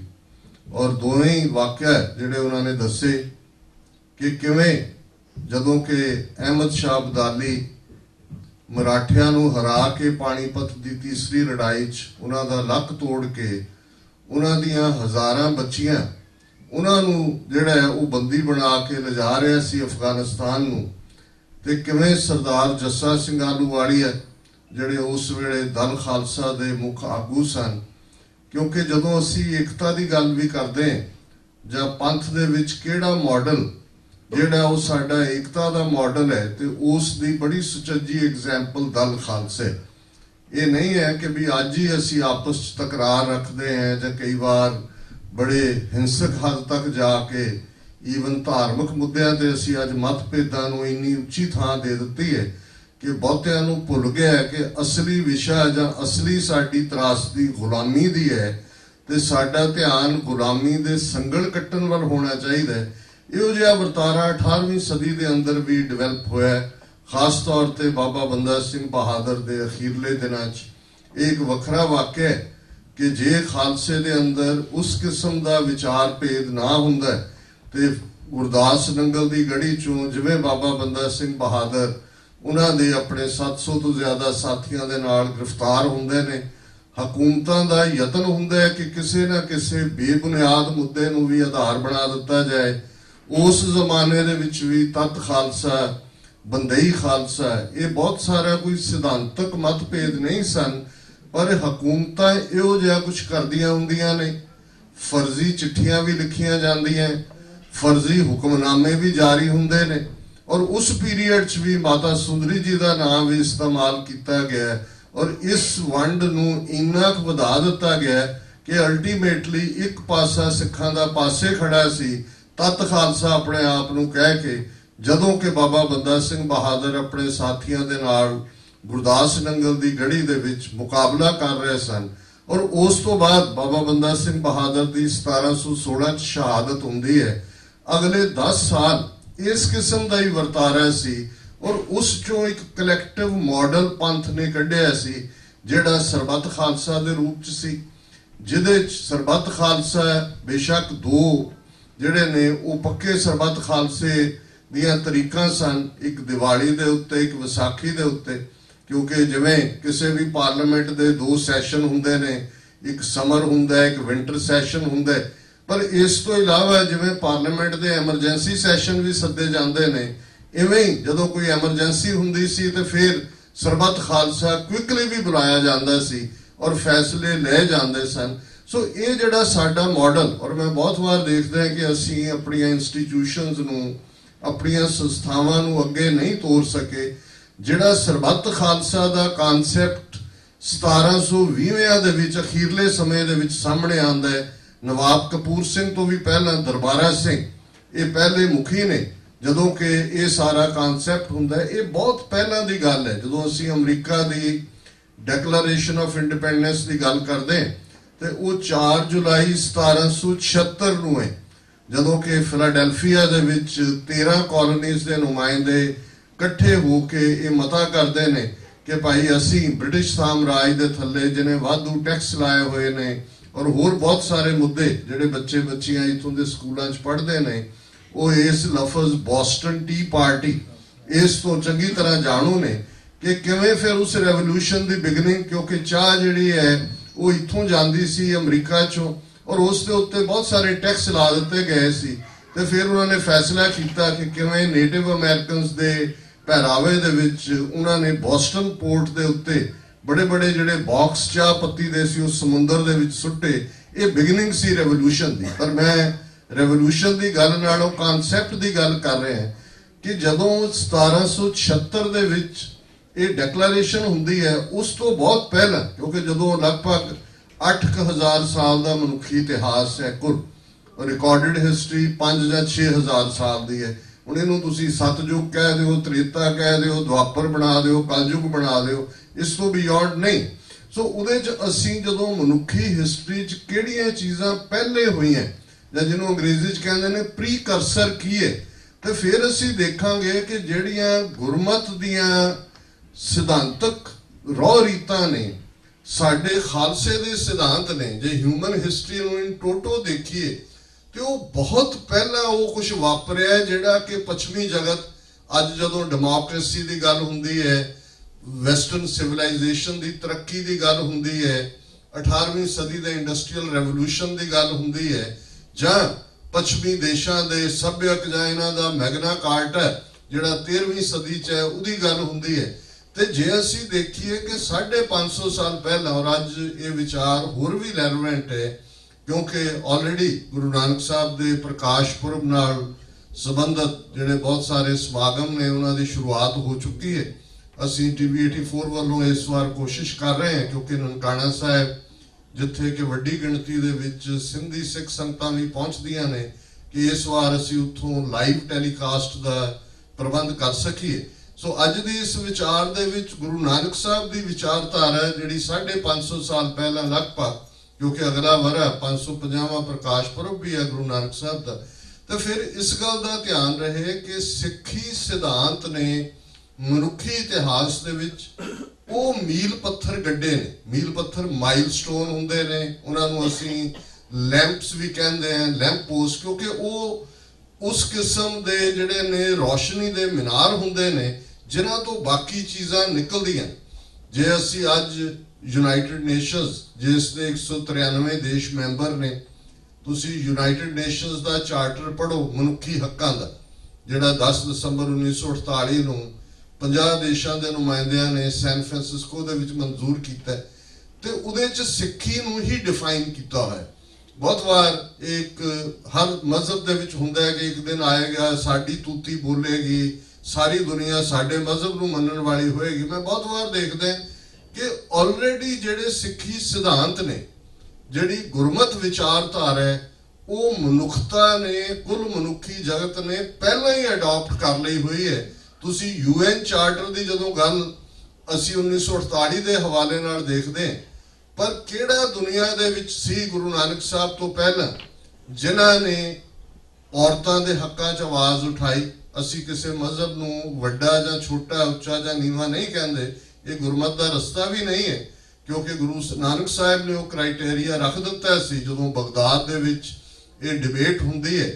ਔਰ ਭਾਈ ਗੁਰਦਾਸ ਜੀ ਸਾਨੂੰ ਯਾਦ ਕਰਵਾਉਂਦੇ ਨੇ ਕਿ ਪੁੱਛਣ ਖੋਲ ਕਿਤਾਬ ਨੂੰ ਹਿੰਦੂ ਵੱਡਾ ਕਿ ਮੁਸਲਮਾਨ ਹੋਈ, ਬਾਬਾ ਆਖੇ ਹਾਜੀਆਂ ਸ਼ੁਭ ਅਮਲਾਂ ਬਾਜੋਂ ਦੋਨੋਂ ਰੋਈ। ਉਹ ਪੁੱਛ ਰਹੇ ਨੇ ਗੁਰੂ ਨਾਨਕ ਸਾਹਿਬ ਦੀਆਂ ਆਪਣੀਆਂ ਰਚਨਾਵਾਂ ਦੀ ਪੁਸਤਕ, ਆਪਣੀ ਬਾਣੀ ਦੀ ਪੁਸਤਕ, ਕਿ ਦੱਸੋ ਤੁਹਾਡੇ ਵਿਚਾਰ ਮੁਤਾਬਕ ਹਿੰਦੂ ਵੱਡੇ ਕਿ ਮੁਸਲਮਾਨ ਵੱਡੇ?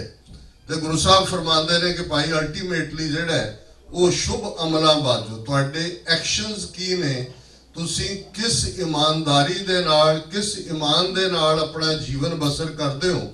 ਔਰ ਇਹੀ ਗੱਲ ਈਵਨ ਕਿਉਂਕਿ ਸਾਡਾ ਪੂਰਬ ਦਾ ਫਲਸਫਾ ਜਿਸ ਦੇ ਵਿੱਚ ਰਿਗਵੇਦ ਤੋਂ ਸ਼ੁਰੂ ਹੋਈ ਬ੍ਰਾਹਮਣ ਵਿਚਾਰਧਾਰਾ ਹੈ, ਜਿਸ ਦੇ ਵਿੱਚ ਬੁੱਧ ਦਾ ਫਲਸਫਾ ਹੈ, ਜੈਨ ਦਾ ਫਲਸਫਾ ਹੈ, ਸੱਚ ਦੇ ਉੱਤੇ ਬੜਾ ਜ਼ੋਰ ਹੈ। ਔਰ ਇਹ ਗੱਲ ਪੁੱਛੀ ਜਾਂਦੀ ਹੈ ਟਰੂਥ, ਅਲਟੀਮੇਟ ਟਰੂਥ, ਰੱਬ ਕੀ ਹੈ, ਸੱਚ ਨੂੰ ਕਿਵੇਂ ਪਾਣੇ।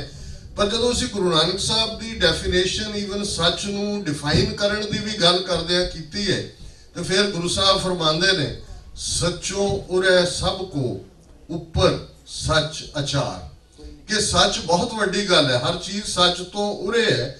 ਪਰ ਜੇ ਟਰੂਥ ਨੂੰ ਤੁਸੀਂ ਰੋਜ਼ਾਨਾ ਜ਼ਿੰਦਗੀ 'ਚ ਅਪਲਾਈ ਨਹੀਂ ਕੀਤਾ, ਇੱਕ ਸਾਇੰਸ ਹੈ, ਸਿਧਾਂਤ ਨੇ, ਨਿਊਟਨ ਨੇ ਕੀ ਕਿਹਾ, ਆਇਨਸਟਾਈਨ ਨੇ ਕੀ ਕਿਹਾ, ਕਿਸੇ ਹੋਰ ਨੇ ਕੀ ਕਿਹਾ, ਪਰ ਜਦੋਂ ਅਸੀਂ ਅੱਜ ਜਿਸ ਕਮਰੇ 'ਚ ਬੈਠੇ ਹਾਂ, ਬਿਜਲੀ ਜਗ ਰਹੀ ਹੈ, ਮਾਈਕ੍ਰੋਫੋਨ ਹੈ, ਹਾਰਮੋਨੀਅਮ ਹੈ, ਦੂਜੇ, ਇਹ ਸਾਰੀ ਅਪਲਾਈਡ ਸਾਇੰਸ ਹੈ।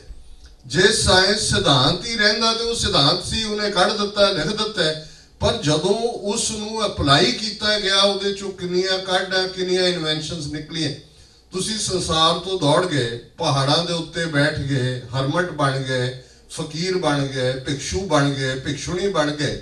ਤੁਹਾਡਾ ਤਾਂ ਟੈਸਟ ਹੀ ਨਹੀਂ ਹੋਇਆ ਕਿ ਤੁਹਾਡੇ ਸਾਹਮਣੇ ਟੈਂਪਟੇਸ਼ਨ ਹੈ, ਤੁਹਾਡੇ ਸਾਹਮਣੇ ਗਰੀਬੀ ਹੈ, ਤੁਹਾਡੇ ਸਾਹਮਣੇ ਬਿਮਾਰੀ ਹੈ, ਤੁਹਾਡੇ ਸਾਹਮਣੇ ਬੇਰੁਜ਼ਗਾਰੀ ਹੈ। ਤੇ ਉਦੋਂ ਤੁਸੀਂ ਸੱਚ ਦਾ ਪੱਲਾ ਫੜ ਕੇ ਰੱਖੋਗੇ, ਉਦੋਂ ਤੁਸੀਂ ਆਪਣੇ ਈਮਾਨ ਨੂੰ ਕਾਇਮ ਰੱਖੋਗੇ ਕਿ ਨਹੀਂ।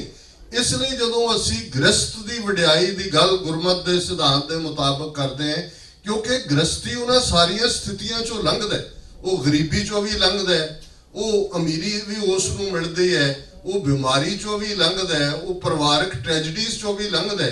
ਸੋ ਗੱਲ ਅਲਟੀਮੇਟਲੀ ਉੱਪਰ ਸੱਚ ਅਚਾਰ, ਟਰੂਥਫੁਲ ਲਿਵਿੰਗ, ਕਿ ਤੁਹਾਡੀ ਜ਼ਿੰਦਗੀ ਦੇ ਵਿੱਚ ਉਹ ਸੱਚ ਅਪਲਾਈ ਹੋਇਆ ਕਿ ਨਹੀਂ, ਇਹੀ ਗੱਲ ਡਿਸਾਈਡ ਕਰੇਗੀ। ਔਰ ਇਹੀ ਸਵਾਲ ਜਦੋਂ ਬਹਾਦਰ ਸ਼ਾਹ ਦੀ ਪ੍ਰੈਜ਼ੈਂਸ 'ਚ ਗੁਰੂ ਗੋਬਿੰਦ ਸਿੰਘ ਸਾਹਿਬ ਨੂੰ ਇੱਕ ਉਸ ਦਰਬਾਰੀ ਨੇ ਪੁੱਛਿਆ ਕਿ ਮਜ਼ਹਬ ਹਿੰਦੂ ਖੂਬ ਕਿ ਮੁਸਲਮਾਨ ਖੂਬ, ਕਿ ਇਹ ਦੱਸੋ ਕਿ ਮਜ਼ਹਬ ਹਿੰਦੂਆਂ ਦਾ ਵੱਡਾ ਹੈ, ਚੰਗਾ ਹੈ, ਕਿ ਮੁਸਲਮਾਨਾਂ ਦਾ ਚੰਗਾ ਹੈ। ਤੇ ਗੁਰੂ ਸਾਹਿਬ ਦਾ ਜਵਾਬ ਸੀ ਹਿੰਦੂ ਕੋ ਹਿੰਦੂ ਖੂਬ, ਮੁਸਲਮਾਨ ਕੋ ਮੁਸਲਮਾਨ ਖੂਬ। ਹੁਣ ਇਹ ਜਦੋਂ ਅਸੀਂ ਅੱਜ ਦੀ ਦੁਨੀਆ 'ਚ 21ਵੀਂ ਸਦੀ 'ਚ ਹਿਊਮੈਨਿਟੇਰੀਅਨਿਜ਼ਮ ਦੀ ਗੱਲ ਕਰਦੇ ਹਾਂ, ਫਰੀडम ਆਫ ਐਕਸਪ੍ਰੈਸ਼ਨ ਦੀ ਗੱਲ ਕਰਦੇ ਹਾਂ, ਰਾਈਟ ਆਫ ਫਰੀडम ਦੀ ਗੱਲ ਕਰਦੇ ਹਾਂ, ਤੇ ਇਹ ਸਾਰੇ ਪ੍ਰਿੰਸੀਪਲਸ ਗੁਰਮਤਿ ਵਿਚਾਰਧਾਰਾ 'ਚ ਗੁਰੂ ਨਾਨਕ ਸਾਹਿਬ ਨੇ ਲੇ ਡਾਊਨ ਕਰ ਦਿੱਤੇ ਕਿ ਭਾਈ ਆਪੋ ਆਪਣੇ ਰਸਤੇ ਤੇ ਚੱਲਦੇ ਆ। ਜੇ ਤੁਹਾਡੇ ਪੱਲੇ ਈਮਾਨ ਹੈ, ਤੁਹਾਡੇ ਪੱਲੇ ਸੱਚਾਈ ਹੈ, ਤੁਹਾਡੇ ਜੀਵਨ ਦੇ ਅੰਦਰ ਇੱਕ ਪਾਇਸਨੈਸ ਹੈ, ਤੇ ਅਲਟੀਮੇਟਲੀ ਤੁਸੀਂ ਉਸ ਸੱਚ ਨੂੰ ਵੀ ਜਾਣ ਲੈਂਦੇ ਹੋ। ਔਰ ਇਹੀ ਤਰੀਕਾ ਜਦੋਂ ਸਿੱਧਾਂ ਦੇ ਨਾਲ ਡਿਬੇਟ ਗੋਸ਼ਟ ਹੁੰਦੀ ਹੈ, ਸਿੱਧ ਗੋਸ਼ਟ ਅਸੀਂ ਇਹ ਪੜ੍ਹਦੇ ਹਾਂ, ਹੁਣ ਉਹ ਬੜੇ ਸਿੱਧ ਜਾਂ ਜੋਗੀ ਕੋਈ ਮਾੜੇ ਲੋਕ ਨਹੀਂ ਸੀ, ਉਹ ਸਮਾਜ ਦੀ ਕਰੀਮ ਸੀ, ਜਿਹੜੇ ਥਿੰਕਰ ਲੋਕ ਸੀ, ਉਹਨਾਂ ਦੀ ਫਿਲਾਸਫੀ ਨੇ ਉਹਨਾਂ ਨੂੰ ਇਸ ਪਾਸੇ ਤੋਰਿਆ ਕਿ ਸੰਸਾਰ ਜਿਹੜਾ ਹੈ ਇਹ ਬਿਲਕੁਲ ਮੋਹ ਮਾਇਆ, ਔਰ ਇਸ ਚੋਂ ਨਿਰਵਾਣ ਦਾ ਰਸਤਾ, ਇਸ ਚੋਂ ਮੁਕਤੀ ਦਾ ਰਸਤਾ ਸੰਸਾਰ ਨੂੰ ਛੱਡ ਦੇਣਾ। ਇਸ ਲਈ ਔਰਤ ਪ੍ਰਤੀ ਜੋ ਇਹਨਾਂ ਨੇ ਉਹ ਜੋਗ ਮਤ ਹੋਏ, ਸੰਨਿਆਸ ਮਤ ਹੋਏ, ਜਾਂ ਈਵਨ ਬੁੱਧ ਮਤ ਹੋਏ, ਜਾਂ ਜੈਨ ਮਤ ਹੋਏ, ਜੋ ਕੁਝ ਔਰਤ ਦੇ ਬਾਰੇ ਕਿਹਾ, ਈਵਨ ਪੱਛਮ ਦੇ ਵੀ ਸੈਮੈਟਿਕ ਰਿਲੀਜਨਸ ਦੇ ਵਿੱਚ ਵੀ, ਪਰ ਇਹ ਪਹਿਲੀ ਵਾਰ ਅੱਜ ਦੁਨੀਆ ਦੇ ਵਿੱਚ ਬਰਾਬਰ ਦੇ ਹੱਕਾਂ ਦੀ ਗੱਲ ਹੈ। ਕਿਸ ਅੰਦਾਜ਼ ਦੇ ਵਿੱਚ ਲਗਭਗ ਅੱਧੀ ਆਬਾਦੀ ਇਸ ਪਲੈਨਟ ਤੇ 7.5 ਬਿਲੀਅਨ ਚੋਂ ਔਰਤਾਂ ਦੀ ਹੈ, ਉਹ ਇਹ ਮਾਣ ਜਾਂ ਫਖਰ ਮਹਿਸੂਸ ਕਰਦੀਆਂ ਨੇ ਕਿ ਅੱਜ ਸਮਾਜ ਦੇ ਹਰ ਸ਼ੋਬੇ ਦੇ ਅੰਦਰ ਉਹਨਾਂ ਦੇ ਲਈ ਅੱਗੇ ਵਧਣ ਦੇ ਰਸਤੇ ਨੇ। ਪਰ ਇਹ 5.5 ਸਦੀਆਂ ਪਹਿਲਾਂ ਬੁਲੰਦ ਆਵਾਜ਼ ਉਸ ਸਾਊਥ ਏਸ਼ੀਆ 'ਚ ਉੱਠੀ ਸੀ, ਜਿਹਦੇ 'ਚ ਗੁਰੂ ਨਾਨਕ ਸਾਹਿਬ ਨੇ ਫਰਮਾਇਆ ਸੀ ਕਿ ਭੰਡ ਜੰਮੀ ਹੈ, ਭੰਡ ਨਿੰਮੀ ਹੈ, ਭੰਡ ਮੰਗਣ ਵਿਆਹੋ, ਭੰਡੋ ਹੋਵੇ ਦੋਸਤੀ, ਭੰਡੋ ਚੱਲੇ ਰਾਹੋ, ਭੰਡ ਮੂਆ ਭੰਡ ਭਾਲੀ ਹੈ, ਭੰਡ ਹੋਵੇ ਬੰਧਾਨ, ਸੋ ਕਿਉਂ ਮੰਦਾ ਆਖੀਐ, ਜਿਤ ਜੰਮੇ ਰਾਜਾਨ, ਭੰਡੋ ਹੀ ਭੰਡ ਉਪਜੈ, ਭੰਡੈ ਬਾਜ ਨਾ ਕੋਏ, ਨਾਨਕ ਭੰਡੈ ਬਾਹਰਾ, एको सच्चा सोए जित मुख सदा सलाही है भागा रत्ती चार नानक ते मुख उजले तित सच्चे दरबार। ਹੁਣ ਬਹੁਤ ਵਾਰ ਸਾਡਾ ਫੋਕਸ ਸੋ ਕਿਉਂ ਮੰਦਾ ਆਖੀਏ ਦੀ ਕੋਈ ਲਾਈਨ ਨੂੰ ਰਿਪੀਟ ਕੀਤਾ ਜਾਂਦਾ ਹੈ। ਇਹ ਤਾਂ ਇੱਕ ਸਿੰਪਟਮ ਹੈ ਕਿ ਵੀ ਜਿਸ ਔਰਤ ਨੂੰ ਤੁਸੀਂ ਅਬਲਾ ਕਹੇ, ਅਬਲਾ ਦਾ ਮਤਲਬ ਹੈ ਬਲ ਰਹਿਤ, ਇਹ ਕਿਵੇਂ ਅਬਲਾ ਹੋ ਸਕਦੀ ਹੈ ਜਿਹਦੀ ਕੁੱਖ ਚੋਂ ਸੋਵਰਨ ਬਾਦਸ਼ਾਹ ਪੈਦਾ ਹੁੰਦੇ ਨੇ। ਬਾਦਸ਼ਾਹਤ, ਸੋਵਰਨਿਟੀ, ਆਲ ਮਾਈਟੀ, ਆਲ ਪਾਵਰਫੁਲ ਹੈ। ਜਦੋਂ ਅਸੀਂ America the declaration of independence ਦੀ ਗੱਲ ਕਰਦੇ ਹਾਂ ਤੇ ਸੋਵਰਨਿਟੀ ਦੀ ਗੱਲ ਰੱਬ ਨਾਲ ਜੋੜੀ ਆ ਉਹਨਾਂ ਨੇ ਕਿ ਆਲ ਮੈਨ ਆਰ ਕ੍ਰੀਏਟਡ ਇਕੁਅਲ। ਜਿਹੜੀ ਲਿਬਰਟੀ ਹੈ ਰੱਬ ਨੇ ਦਿੱਤੀ ਹੋਈ ਹੈ, ਰੱਬ ਨੇ ਸਭ ਨੂੰ ਬਰਾਬਰ ਪੈਦਾ ਕੀਤਾ ਹੈ। ਤੇ ਗੁਰੂ ਸਾਹਿਬ ਨੇ ਫਰਮਾਇਆ ਕਿ ਭਾਈ ਇਹ ਕਿਵੇਂ ਅਬਲਾ ਹੋ ਸਕਦੀ ਹੈ, ਪਰ ਫੋਕਸ ਇਸ ਤੇ ਹੈ ਵੀ ਰੱਬ ਦੇ ਦਰਬਾਰ ਦੇ ਵਿੱਚ ਇਹ ਫੈਸਲਾ ਮੇਲ ਜਾਂ ਫੀਮੇਲ ਦਾ ਨਹੀਂ ਹੋਏਗਾ ਕਿ ਕਿਹਦਾ ਮੁਖ ਉਜਲ ਹੈ। ਇਹ ਉਹੀ ਹੈ ਕਿ ਕਿਹੜਾ ਉਸ ਦੀ ਯਾਦ ਇਬਾਦਤ ਦੇ ਨਾਲ ਜੁੜਿਆ ਹੋਇਆ ਹੈ ਤੇ ਕਿਸ ਨੂੰ ਉਹ ਨਿਰੰਕਾਰ ਪ੍ਰਵਾਨ ਕਰਦੇ ਨੇ। ਇਹੋ ਜਿਹੀ ਸਟੇਟਮੈਂਟ ਹਿਊਮਨ ਹਿਸਟਰੀ ਦੇ ਵਿੱਚ ਪਹਿਲਾਂ ਕਦੇ ਕਿਸੇ ਨੇ ਨਹੀਂ ਸੀ ਦਿੱਤੀ। ਤੇ 230 ਸਾਲ ਦਾ ਸਫ਼ਰ 1469 ਤੋਂ 1699 ਤੱਕ, ਜਦੋਂ 10ਵੇਂ ਪਾਤਸ਼ਾਹ ਉਸ ਅਬਲਾ ਕਹੀ ਜਾਣ ਵਾਲੀ ਔਰਤ ਨੂੰ ਕੌਰ ਕਹਿੰਦੇ ਨੇ, ਕੌਰ ਪ੍ਰਿੰਸ ਹੁੰਦਾ। ਤੁਸੀਂ ਅੱਜ ਵੀ ਰਾਜਪੂਤਾਨੇ ਦੀ ਪਰੰਪਰਾ, ਜਿਹੜਾ ਸਭ ਤੋਂ ਵੱਡਾ ਜਿਹੜਾ ਕਰਾਊਨ ਪ੍ਰਿੰਸ ਹੁੰਦਾ ਸੀ ਉਹਨੂੰ ਜਿਹੜਾ ਉਹ ਟਿੱਕਾ ਕਿਹਾ ਜਾਂਦਾ ਸੀ, ਉਹ ਜਿਹੜਾ ਯੰਗੈਸਟ ਹੈ ਉਹਨੂੰ ਕੰਵਰ ਕਹਿੰਦੇ ਸੀ, ਕੰਵਰ ਕੁੰਵਰ, ਉਸ ਚੋਂ ਹੀ ਕੌਰ ਆਇਆ। ਸੋ ਜ਼ਾਹਿਰਾ ਤੌਰ ਦੇ ਉੱਤੇ ਪ੍ਰਿੰਸ, ਉਹਨਾਂ ਨੇ ਕਿਹਾ ਇਹ ਮੇਰੇ ਪ੍ਰਿੰਸ ਨੇ, ਪ੍ਰਿੰਸੈਸਿਸ ਨੇ, ਔਰ ਜਿਨ੍ਹਾਂ ਦੇ ਗਾਤਰੇ ਕਿਰਪਾਨ ਹੈ। ਜੇ ਔਰਤ ਦੇ ਗਾਤਰੇ ਕਿਰਪਾਨ ਹੈ ਉਹਨੂੰ ਸਿੰਘਣੀ ਬਣਾ ਦਿੱਤਾ ਜਾਂਦਾ ਹੈ, ਉਹ ਅਬਲਾ ਨਹੀਂ ਹੈ। ਸੋ ਇਹ ਕਨਸੈਪਟ ਹਿਊਮਨ ਹਿਸਟਰੀ 'ਚ ਪਹਿਲਾਂ ਕਦੇ ਨਹੀਂ ਸੀ ਐਕਸਪੈਰੀਮੈਂਟ ਹੋਏ। ਇਸੇ ਤਰ੍ਹਾਂ ਜਿਸ ਸਮਾਜ ਨੇ 4000 ਸਾਲ ਤੋਂ ਵਰਣ ਆਸ਼ਰਮ ਦਿੱਤਾ ਹੈ, ब्राह्मण, क्षत्रि, वैश्य, शूद्र, और उस ਦੀਆਂ ਅੱਗੋਂ 6000 ਦੇ ਕਰੀਬ ਉਪਜਾਤਾਂ ਸਬ ਕਾਸਟਾਂ ਜਿਹਨੂੰ ਗੋਤ ਜਾਂ ਪਾਤ ਪੁਰਾਤਨ ਪੰਜਾਬੀ ਦੇ ਵਿੱਚ ਕਿਹਾ ਜਾਂਦਾ ਹੈ। ਔਰ ਉਹ ਡਿਵੀਜ਼ਨਸ ਇਸ ਕਿਸਮ ਦੀਆਂ ਨੇ ਜਿਹਨੂੰ ਅੰਗਰੇਜ਼ਾਂ ਨੇ ਜਦੋਂ ਦੇਖਿਆ ਉਹਨਾਂ ਨੇ ਕਿਹਾ ਵੀ ਇਹ ਸਟੀਲ ਫਰੇਮ ਹੈ। ਹਿੰਦੂਇਜ਼ਮ ਦਾ ਸਟੀਲ ਫਰੇਮ ਕਾਸਟ ਸਿਸਟਮ ਹੈ। ਸਟੀਲ ਫਰੇਮ ਦਾ ਮਤਲਬ ਹੁੰਦਾ ਤੁਸੀਂ ਇਹਨੂੰ ਹਿਲਾ ਹੀ ਨਹੀਂ ਸਕਦੇ, ਔਰ ਵਾਕਈ ਕੋਈ ਨਹੀਂ ਹਿਲਾ ਸਕਿਆ। ਅਸੀਂ ਅੱਜ ਵੀ ਦੇਖੀਏ, ਭਾਵੇਂ ਅਸੀਂ ਸਿੱਖ ਬਣ ਗਏ, ਉਸ ਖਿੱਤੇ ਦੇ ਵਿੱਚ ਮੁਸਲਮਾਨ ਵੀ ਬਣੇ, ਲੇਕਿਨ ਜੇ ਅੱਜ ਵੀ ਅਸੀਂ ਆਪਣੀ ਮਾਨਸਿਕਤਾ ਦੇਖੀਏ ਉਸ ਦੇ ਵਿੱਚ ਜ਼ਾਤ ਪਾਤ ਬੜੀ ਡੂੰਘੀ ਉਤਰੀ ਹੋਈ ਹੈ। ਔਰ ਉਹ ਇੱਕ ਵਾਰੀ ਥੋੜਾ ਜਿਹਾ ਸਕ੍ਰੈਚ ਕਰਨ ਦੀ ਲੋੜ ਹੁੰਦੀ ਹੈ, ਇੱਕਦਮ ਉਹ ਬਾਹਰ ਆ ਜਾਂਦਾ ਹੈ। ਇਸ ਕਿਸਮ ਦਾ ਸਟੀਲ ਫਰੇਮਵਰਕ ਜਿਹੜਾ ਉਹਨਾਂ ਨੇ ਕ੍ਰੀਏਟ ਕੀਤਾ ਕਿ ਅਸੀਂ 550 ਸਾਲ ਬਾਅਦ ਵੀ ਸਿੱਖ ਵੀ ਉਹਦੇ ਚੋਂ ਨਹੀਂ ਨਿਕਲ ਸਕੇ। ਪਰ ਜਿਸ ਗੁਰੂ ਦੇ ਅਸੀਂ ਸਿੱਖ ਹੈ, ਜਿਨ੍ਹਾਂ ਦੀ ਅਸੀਂ ਯਾਦ 550 ਸਾਲ ਮਨਾਉਣ ਦੇ ਲਈ ਦੁਨੀਆ ਦੇ ਭਰ ਦੇ ਵਿੱਚ ਜਿਹੜੀਆਂ ਨੇ ਉਹ ਯੋਜਨਾਵਾਂ ਉਲੀਕ ਰਹੇ ਹੈ, ਉਹਨਾਂ ਨੇ ਤਾਂ ਫਰਮਾਇਆ ਨੀਚਾ ਅੰਦਰ ਨੀਚ ਜਾਤ, ਨੀਚੀ ਹੂੰ ਅਤ ਨੀਚ, ਨਾਨਕ ਤਿੰਨ ਕੈ ਸੰਗ ਸਾਥ, ਵੱਡਿਆ ਸਿਉ ਕਿਆ ਰੀਸ, ਜਿੱਥੇ ਨੀਚ ਸੰਭਾਲੀਨ ਤਿੱਥੇ ਨਦਰ ਤੇਰੀ ਬਖਸ਼ਿਸ਼। ਕਿ ਮੈਂ ਖੜਾ ਨੀਵਿਆਂ ਦੇ ਨਾਲ, ਨਿਤਾਣਿਆਂ ਦੇ ਨਾਲ, ਜਿਨ੍ਹਾਂ ਨੂੰ ਕਿਸੇ ਨੇ ਬਰਾਬਰੀ ਨਹੀਂ ਦਿੱਤੀ, ਮੈਂ ਉਹਨਾਂ ਦੇ ਨਾਲ ਖਲੋਤਾ।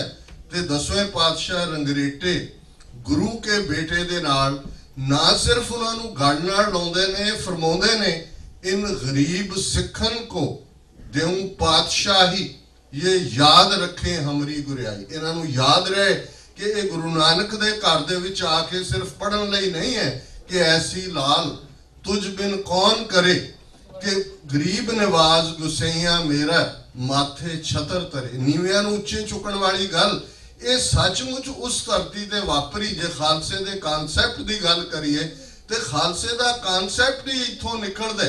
ਜਦੋਂ ਅਸੀਂ ਪੰਜ ਪਿਆਰਿਆਂ ਦੀ ਗੱਲ, ਇੱਕ ਬਾਟੇ ਨੂੰ ਮੂੰਹ ਲਾਉਣ ਦੀ ਗੱਲ, ਗਾਤਰੇ ਕਿਰਪਾਨ ਦੀ ਗੱਲ, ਔਰ ਉਸ ਸਾਰੇ ਕਨਸੈਪਟ ਨੂੰ ਦੇਖਦੇ ਹਾਂ ਤੇ ਇਹ ਹਿਊਮਨ ਹਿਸਟਰੀ 'ਚ ਕਦੇ ਨਹੀਂ ਹੋਇਆ ਕਿ ਹਜ਼ਾਰਾਂ ਸਾਲਾਂ ਤੋਂ ਜਿਨ੍ਹਾਂ ਦੀ ਜ਼ਹਿਨੀਅਤ ਦੇ ਵਿੱਚ ਗੁਲਾਮੀ ਸੀ, ਜਿਨ੍ਹਾਂ ਦੇ ਨਾਂ ਗੁਲਾਮ ਰੱਖੇ ਹੋਏ ਸਨ, ਕਿਸੇ ਦਾ ਨਾਂ ਸਿੰਘ ਜਾਂ ਕੌਰ, ਇਹਨਾਂ ਨੇ ਵੀ ਜਦੋਂ ਤੁਸੀਂ ਬ੍ਰਾਹਮਣਵਾਦੀ ਕਨਸੈਪਟ ਦੇਖਦੇ ਹੋ ਸੂਰਜਮੁਖੀ, ਚੰਦਰਮੁਖੀ ਔਰ ਉਹ ਸਾਰੇ ਦੇ ਨਾਲ ਜੋੜ ਕੇ ਕਿਸ ਕਿਸਮ ਦੇ ਨਾਂ ਰੱਖੇ ਜਾਂਦੇ ਨੇ।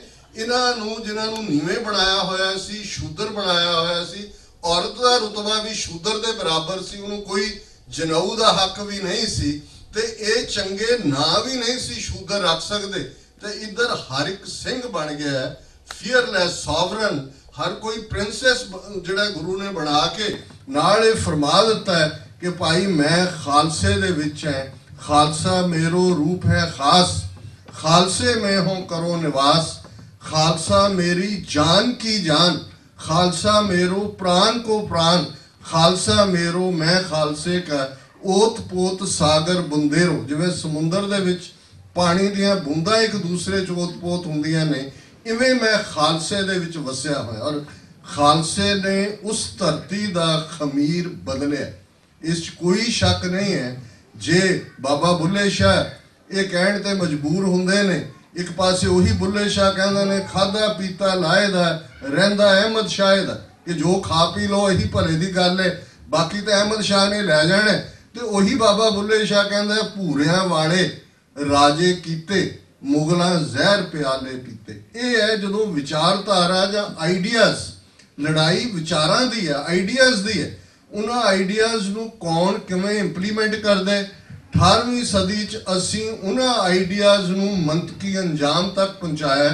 एक पासे मुगलिया राज की जड़ पुट्टी, दूसरे पासे पश्चिमी दरवाजे तो आने वाले हमलावरां नूं दरा खैबर दे उत्ते जाके रोकिया ते 1.5 लाख मुरब्बा मील दा ओह राज जिहड़ा दरा खैबर तो तिब्बत तक ते शिकारपुर सिंध तो लैके सतलुज दे पैरां तक सी, ਉਹ ਜਿਹਾ ਰਾਜ ਜਿਹਦੇ ਸਿੱਖ 10-12% ਤੋਂ ਜ਼ਿਆਦਾ ਨਹੀਂ ਸੀ, ਬਹੁਤ ਗਿਣਤੀ ਪੋਪੂਲੇਸ਼ਨ ਮੁਸਲਮਾਨਾਂ ਦੀ ਸੀ, ਫਿਰ ਹਿੰਦੂ ਸਨ, ਲੇਕਿਨ ਉਹ ਸਰਬੱਤ ਦੇ ਭਲੇ ਦਾ ਰਾਜ ਖਾਲਸੇ ਨੇ ਸਿਰਜਿਆ, ਜਿਹਦੇ 'ਚ 50 ਤੋਂ ਜ਼ਿਆਦਾ ਯੂਰਪੀਅਨ ਔਰ ਅਮਰੀਕਨ ਆਫੀਸਰਸ ਵੀ ਸਰਵ ਕਰ ਰਹੇ ਨੇ।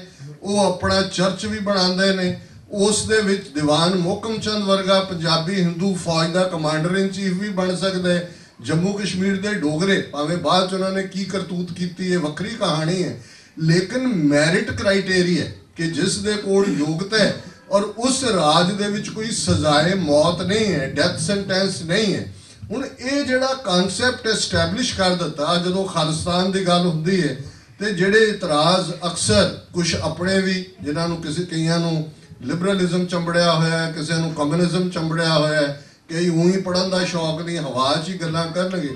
वो ये कहणगे जी दसो की होएगा, ये कोई तालिबान वाला कोई होएगा, ये कोई सऊदी अरेबिया की थियोक्रेसी होएगी, ये कोई ईरान। तुहाडी कौम ने असीं 1849 तक वो राज दुनिया नूं दिता है जिहड़ा उस तो पहला किसी ने नहीं सी दिता, जिहदे हालांकि महाराजा रणजीत सिंह नूं वोटां दे नाल नहीं सी चुनिया होया, वो अपनी बहादरी दे बलबूते खालसे दी समुची स्ट्रगल 100 साल दी सी जिहदे नाल उह सी। लेकिन ह्यूमिलिटी ये है भी सिर ते ताज भी नहीं है, सिंघासन ते भी नहीं बैठा है, सरकार सरकारे खालसा जियो है और मोनार्की हुंदियां होया भी वो लोकां दे विच विचरदा है। 100 साल असीं सफ़र करते हैं, परसीक्यूशन सिरां दे मुल, पर एक भी मुसलमान परसीक्यूट नहीं हुंदा, किसी दा मजहब नहीं बदलिया जांदा। मसीतां दे लई भी सिख राज चों ग्रांट्स ने, मंदिरां दे लई भी ने। ते अपनी जे पोलिटिकल पावर की गल करनी होए, रात असीं 10-10:30 न्यूयॉर्क तो तुरे प्रोग्राम खत्म करने तो बाद, ते रस्ते दे विच वीर अमरवीर सिंह और करनदीप सिंह जिहड़े नाल आए, असीं ये गल भी कर रहे सी।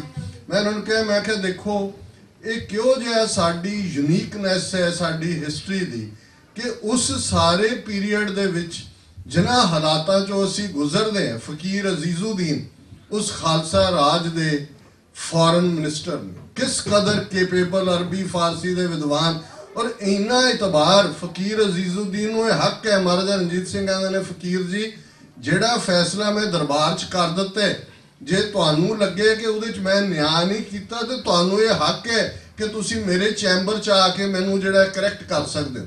ये किते नहीं है, इस तो वड्डी किहड़ी डेमोक्रेसी।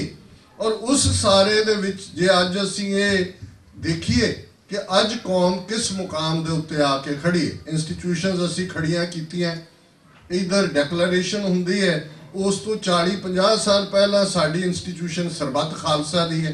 हुण सरबत खालसा इंस्टीट्यूशन की है कि सिख भावें मिसलां वाले आपस लड़ते सन, ये नहीं है कि भी कोई पीसफुल है, ये भी एक तरीका पठान ने अफगान ने उन्होंने पिछले 40 साल दे विच जे असीं देखीए 1979 तो हुण तक 2 पावरफुल साम्राज जिहड़े ने सोवियत यूनियन और अज यूनाइटेड स्टेट्स और नेटो उन्होंने डिफीट किया है। अज 60-70% अफगानिस्तान तालिबान दे कोल है, ਅਮਰੀਕਨ ਸੇਫ ਐਗਜ਼ਿਟ ਲੱਭ ਰਹੇ ਨੇ ਵੀ ਨਿਕਲੀਏ ਕਿਵੇਂ ਇੱਥੋਂ। ਲੇਕਿਨ ਉਹਨਾਂ ਬਾਰੇ ਹੈ ਵੀ ਉਹ ਵੀ ਆਪਸ 'ਚ ਲੜਦੇ ਨੇ, ਪਰ ਉਹਨਾਂ ਨੇ ਵੀ ਇੱਕ ਇੰਸਟੀਟਿਊਸ਼ਨ ਆਪਣੀ ਜਿਰਗਾ ਬਣਾਈ ਹੋਈ ਹੈ। ਉਹਨਾਂ ਦੀ ਐਲਡਰਸ ਬੈਠਦੇ ਨੇ, ਕਬੀਲਿਆਂ ਦਾ ਤਕਰਾਰ ਵੀ ਹੁੰਦਾ ਹੈ। ਸਿੱਖਾਂ ਨੇ ਇੰਸਟੀਟਿਊਸ਼ਨ ਡਿਵੈਲਪ ਕੀਤੀ, ਗੁਰੂ ਦੀ ਹਜ਼ੂਰੀ 'ਚ ਫੈਸਲਾ ਲੈਣਾ ਔਰ ਵਿਚਾਰ ਬਾਹਰ ਰੱਖ ਕੇ ਜੋ ਪੰਥ ਦੇ ਭਲੇ ਦੇ ਵਿੱਚ ਹੈ। ਔਰ ਉਸ ਇੰਸਟੀਟਿਊਸ਼ਨ 'ਚੋਂ ਅਸੀਂ ਕਿਸ ਕਿਸਮ ਦੇ ਲੀਡਰ ਥਰੋ ਕੀਤੇ। ਸਰਦਾਰ ਜੱਸਾ ਸਿੰਘ ਆਹਲੂਵਾਲੀਆ ਦਲ ਖਾਲਸਾ ਦੇ 45 ਸਾਲ ਦੇ ਲਗਭਗ ਆਗੂ ਰਹੇ, ਜਿਨ੍ਹਾਂ ਦੀ ਅਗਵਾਈ 'ਚ 1766 ਦੇ ਵਿੱਚ ਲਾਹੌਰ ਫਤਿਹ ਹੁੰਦਾ ਹੈ, ਜਿਨ੍ਹਾਂ ਦੀ ਅਗਵਾਈ 'ਚ ਸਰਦਾਰ ਬਘੇਲ ਸਿੰਘ, ਸਰਦਾਰ ਜੱਸਾ ਸਿੰਘ ਰਾਮਗੜੀਆ ਦੇ ਨਾਲ 1783 'ਚ ਦਿੱਲੀ ਫਤਿਹ ਹੁੰਦਾ ਹੈ। ਤੇ ਗਿਣਤੀ ਕੋ ਬਹੁਤ ਵੱਡੀ ਨਹੀਂ ਹੈ, ਪਰ ਇੱਕ ਕਮਿਟਮੈਂਟ ਜਾਂ ਫੋਕਸ ਹੈ। ਫੋਕਸ ਬੜਾ ਸਿੱਖਾਂ ਨੂੰ ਕਲੀਅਰ ਹੈ ਕਿ ਹਮ ਰਾਖਤ ਪਾਤਸ਼ਾਹੀ ਦਾਵਾ ਜਾਂ ਇਤ ਕੋ ਜਾਂ ਅਗਲੋ ਪਾਵਾ, ਕਿ ਵੀ ਸਾਡਾ ਜਿਹੜਾ ਕਲੇਮ ਹੈ ਉਹ ਸੋਵਰਿਟੀ ਲਈ। ਇਹ ਗੱਲ ਸਿੱਖਾਂ ਨੂੰ ਸਮਝ ਆ ਗਈ। ਹੁਣ ਅੱਜ ਅਸੀਂ ਬੜੇ ਸੁੰਦਰ ਗੁਰਦੁਆਰੇ ਬਣਾਉਂਦੇ ਹਾਂ, ਦੁਨੀਆ ਭਰ 'ਚ ਜਿੱਥੇ ਹੋਈ ਹੈ, ਬਹੁਤ ਚੰਗੀ ਗੱਲ ਹੈ। ਦਿੱਲੀ 'ਚ ਜਾਓ, ਬੜੇ ਖੂਬਸੂਰਤ ਗੁਰਦੁਆਰੇ ਨੇ, ਪਰ ਕਦੇ ਇਹ ਦੇਖਣਾ ਕਿ 1783 'ਚ ਜੇ ਦਿੱਲੀ ਫਤਿਹ ਨਾ ਹੁੰਦੀ, ਜਿਹੜੇ ਅੱਜ ਦਿੱਲੀ 'ਚ 8-9 ਇਤਿਹਾਸਕ ਗੁਰਦੁਆਰੇ ਨੇ, ਇਹਨਾਂ ਦਾ ਤਾਂ ਨਾਮੋ ਨਿਸ਼ਾਨ ਵੀ ਨਹੀਂ ਸੀ। ਇਹ ਤਾਂ ਜਦੋਂ ਸਿੱਖਾਂ ਨੇ ਦਿੱਲੀ ਫਤਿਹ ਕੀਤੀ, ਫਿਰ ਉਹਨਾਂ ਨੇ ਸਾਰੇ ਜਿਹੜੇ ਵੀ ਕੋਈ ਬਜ਼ੁਰਗ ਲੱਭੇ, ਕੋਈ ਇਤਿਹਾਸਕ ਸਰੋਤ ਲੱਭੇ ਵੀ ਕਿੱਥੇ ਗੁਰੂ ਤੇਗ ਬਹਾਦਰ ਸਾਹਿਬ ਕਿਹੜੇ ਰੁੱਖ ਦੇ ਥੱਲੇ ਬੋਹੜ ਦੇ ਬੈਠੇ ਸੀ, ਕਿੱਥੇ ਉਹਨਾਂ ਦੀ ਸ਼ਹਾਦਤ ਹੋਈ ਹੋਏਗੀ, ਥੜਾ ਕਿੱਥੇ ਸੀ, ਬੰਗਲਾ ਸਾਹਿਬ। ਔਰ ਉਸ ਤੋਂ ਬਾਅਦ ਉਹੀ ਖਾਲਸਾ 30,000 ਖਾਲਸਾ ਫੌਜ ਅੱਜ ਵੀ ਦਿੱਲੀ 'ਚ 30,000 ਹੀ ਹੈ, ਜਿੱਥੇ 30,000 ਖਾਲਸੇ ਦੀ ਫੌਜ ਨੇ ਮੁਕਾਮ ਕੀਤਾ। ਤਲਵਾਰਾਂ ਮਿਆਨਾਂ 'ਚ ਪਾਉਂਦੇ ਨੇ ਤੇ ਫਿਰ ਤਸਲੇ ਤੇ ਬਾਲਟੇ ਤੇ ਉਹ ਲੈ ਕੇ ਉਹਨਾਂ ਗੁਰਦੁਆਰਿਆਂ ਦੀ ਜਿਹੜੀ ਹੈ ਕਾਰ ਸੇਵਾ ਕਰਦੇ ਨੇ। ਜੇ ਪੋਲੀਟੀਕਲ ਪਾਵਰ ਸਿੱਖਾਂ ਕੋਲ ਨਾ ਆਉਂਦੀ ਤੇ ਕਦੇ ਵੀ ਸਾਡਾ ਇਤਿਹਾਸ ਸੁਰੱਖਿਅਤ ਨਾ ਹੁੰਦਾ। ਅੱਜ ਸਿੱਖਾਂ ਨੂੰ ਇਹ ਗੱਲ ਸਮਝਾਣੀ ਸਭ ਤੋਂ ਜ਼ਿਆਦਾ ਔਖੀ ਹੋਈ। ਤੁਸੀਂ ਦੂਸਰਿਆਂ ਦੇ ਨਾਲ ਗੱਲ ਕਰਦੇ ਹੋ, ਪਿਛਲੇ ਦਿਨਾਂ 'ਚ ਹੀ ਅਸੀਂ ਦੇਖਦੇ ਹਾਂ ਪੈਨਸਿਲਵੇਨੀਆ ਸਟੇਟ ਅਸੈਂਬਲੀ ਨੇ ਨਵੰਬਰ 84 ਨੂੰ ਸਿੱਖ ਜੈਨੋਸਾਈਡ ਦੇ ਤੌਰ ਤੇ ਮਾਨਤਾ ਦਿੱਤੀ ਹੈ। ਉਸ ਤੋਂ ਪਹਿਲਾਂ ਅਸੀਂ ਪਿਛਲੇ ਸੈਚਰਡੇ ਕਨੈਟੀਕਟ ਦੀ ਕੈਪੀਟਲ ਦੇ ਵਿੱਚ ਇੱਕ ਵੱਡੇ ਸਮਾਗਮ 'ਚ ਸਾਂ, ਜਿਹਦੇ 'ਚ ਉਹਨਾਂ ਦੇ ਸੈਨੇਟਰ, ਕਾਂਗਰਸਮੈਨ, ਉਹਨਾਂ ਦੇ ਅਸੈਂਬਲੀਮੈਨ ਉਹ ਸਾਰੇ ਮੌਜੂਦ ਸੀ। ਉਹਨਾਂ ਨੇ ਪ੍ਰੋਕਲੇਮੇਸ਼ਨ ਦਿੱਤੀ ਹੈ ਕਿ ਨਵੰਬਰ 84 ਕਿੰਨੀ ਵੱਡੀ ਸਿੱਖ ਨਸਲਕੁਸ਼ੀ ਹੈ ਔਰ ਸਿੱਖਾਂ ਦੇ ਨਾਲ ਕੀ ਧੱਕਾ ਹੋ ਰਿਹਾ ਹੈ। ਇਧਰ ਕੈਨੇਡਾ ਦੇ ਵਿੱਚ ਓਨਟਾਰੀਓ ਸਟੇਟ ਲੈਜਿਸਲੇਸ਼ਨ ਨੇ ਨਵੰਬਰ 84 ਨੂੰ ਜਿਹੜਾ ਸਿੱਖ ਨਸਲਕੁਸ਼ੀ ਰੈਕਗਨਾਈਜ਼ ਕੀਤੇ, ਕੈਲੀਫੋਰਨੀਆ ਨੇ ਕੀਤਾ, ਅਮਰੀਕਾ ਦੇ ਵਿੱਚ 1.5 ਦਰਜਨ ਦੇ ਕਰੀਬ ਸ਼ਹਿਰ ਹੋਣਗੇ ਜਿਨ੍ਹਾਂ ਨੇ ਰੈਕਗਨਾਈਜ਼ ਕੀਤੇ। ਪਰ ਜੇ ਅਸੀਂ ਅੱਜ ਆਪਣੇ ਵੱਡੇ ਹਿੱਸੇ ਦਾ ਹਾਲ ਦੇਖੀਏ, ਖਾਸ ਕਰਕੇ ਸੋ ਕਾਲਡ ਪੜ੍ਹੇ ਲਿਖੇ ਲੋਕ, ਤੇ ਉਹਨਾਂ ਦਾ ਕੋਈ ਬਹੁਤਾ ਲਾਗਾ ਦੇਗਾ ਨਹੀਂ ਹੈ ਵੀ ਕੌਮ ਦੇ ਨਾਲ ਕੀ ਹੋ ਰਿਹਾ ਹੈ। ਹਰ ਇੱਕ ਨੂੰ ਇਹ ਲੱਗਦਾ ਵੀ ਮੇਰੇ ਨਾਲ ਤਾਂ ਨਹੀਂ ਹੋ ਰਿਹਾ। ਸੋ ਇਹ ਐਟੀਚਿਊਡ ਬਦਲਣ ਦੀ ਲੋੜ ਹੈ। ਬਾਕੀ ਇਹ ਠੀਕ ਹੈ, ਇਹ ਜਿਹਨੂੰ ਅਮਰੀਕਨ ਇੱਕ ਇਹਨਾਂ ਦਾ ਕਨਸੈਪਟ ਵੀ ਐਗਰੀ ਟੂ ਡਿਸਐਗਰੀ। ਅਸੀਂ ਇਸ ਗੱਲ ਨਾਲ ਸਹਿਮਤ ਹੁੰਦੇ ਹਾਂ ਕਿ ਅਸੀਂ ਅਸਹਿਮਤ ਹੋ ਸਕਦੇ ਹਾਂ। ਅਸਹਿਮਤ ਹੋਣਾ ਜਾਨਦਾਰ ਕੌਮਾਂ ਦੇ ਵਿੱਚ, ਪਰਿਵਾਰਾਂ 'ਚ ਵੀ ਮਤਭੇਦ ਹੁੰਦੇ ਨੇ, ਪਰ ਜਦੋਂ ਕੌਮੀ ਆਨਰ ਦੀ ਗੱਲ ਹੈ, ਜਦੋਂ ਅਸੀਂ ਇਹ ਕਹਿੰਦੇ ਹਾਂ ਸਾਡੇ ਪਿਤਾ ਗੁਰੂ ਗੋਬਿੰਦ ਸਿੰਘ ਸਾਹਿਬ, ਮਾਤਾ ਸਾਹਿਬ ਕੌਰ ਵਾਸੀ ਆਨੰਦਪੁਰ ਦੇ, ਫਿਰ ਸਾਡਾ ਇੱਕ ਪਰਿਵਾਰ ਹੈ। ਅਸੀਂ ਖਾਲਸੇ ਦੇ ਨਾਤੇ, ਭੈਣ ਭਰਾ ਦੇ ਨਾਤੇ, ਸਾਡੀ 30 ਮਿਲੀਅਨ ਸਿੱਖ ਕੌਮ ਦੀ ਡੈਸਟੀਨੇਸ਼ਨ ਇੱਕ ਹੈ, ਆਨਰ ਸਾਡਾ ਇੱਕ ਹੈ। ਜਿਨ੍ਹਾਂ ਨੇ ਨਵੰਬਰ 84 'ਚ ਭਾਰਤ ਭਰ 'ਚ 30,000 ਤੋਂ ਜ਼ਿਆਦਾ ਸਿੱਖ ਕੋ ਕੇ ਮਾਰੇ। ਉਹਨਾਂ ਨਹੀਂ ਦੇਖਿਆ ਵੀ ਪੱਗ ਦਾ ਰੰਗ ਚਿੱਟਾ ਹੈ ਕਿ ਕੇਸਰੀ ਹੈ ਕਿ ਕਾਲਾ ਹੈ ਕਿ ਨੀਲਾ। ਉਹਨਾਂ ਨੇ ਨਹੀਂ ਦੇਖਿਆ ਵੀ ਇਹ ਕੂਕੇ ਨੇ, ਨਰਕਧਾਰੀ ਨੇ, ਕੌਣ ਨੇ, ਕੀ ਨੇ।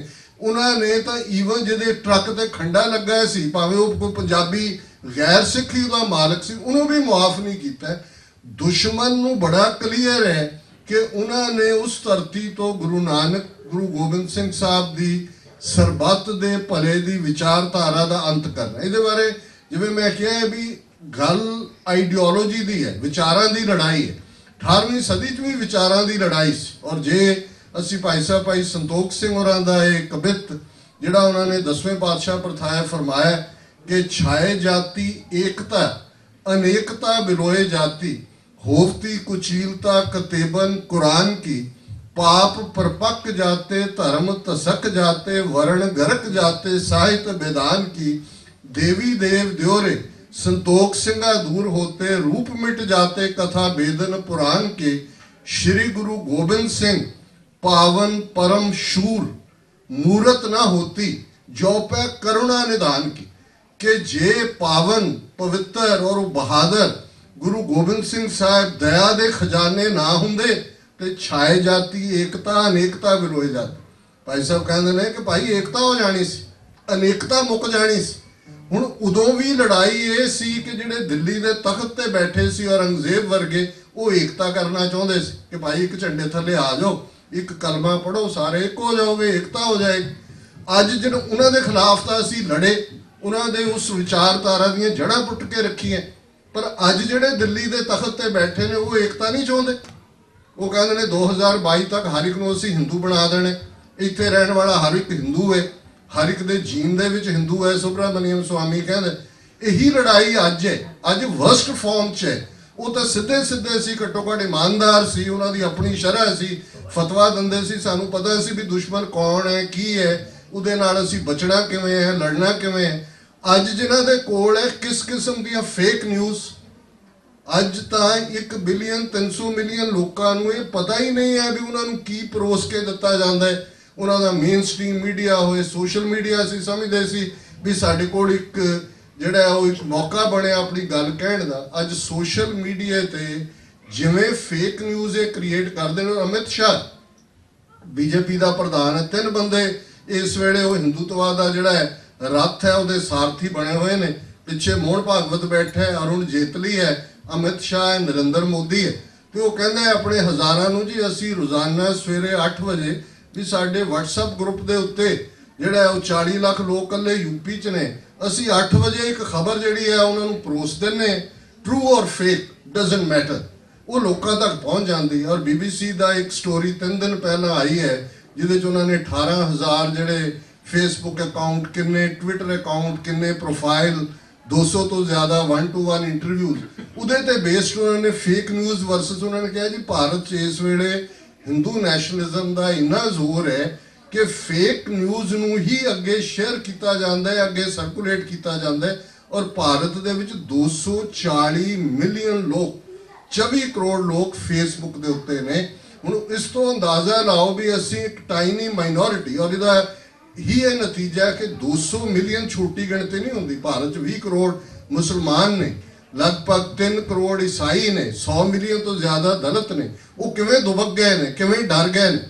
लेकिन ये खालसे दे ही हिस्से आया सी। 18वीं सदी च भी भाई साहब ने दस्सिया कि किवें फखर महसूस करते सी वो जाके अपनियां बच्चियां दे डोले देणों। इन्होंने मंत्र कड़े हुए सी दिलीश्वरो ईश्वरो कि दिल्ली दा बादशाह ही रब है। पर छोटा जिहा खालसा अज भी आनंदपुर साहब देखो किड्डा क्या एक पिंड है छोटा जिहा, गुरु साहब नाल किन्ने सिख होणगे, 5,000 होणगे फाइनल बैटल दे विच। ते औरंगजेब दा माइट उस वेले दुनिया दी जिन्नी ट्रेड सी 19% ट्रेड मुगलिया साम्राज दी सी। औरंगजेब दा काबल तो लैके साउथ तक, दक्कन तक जिहड़ा उहदा राज सी। ते उत्थे खलो के सोचना कि बई असीं मुगलिया राज दी जड़ पुट्टनी है।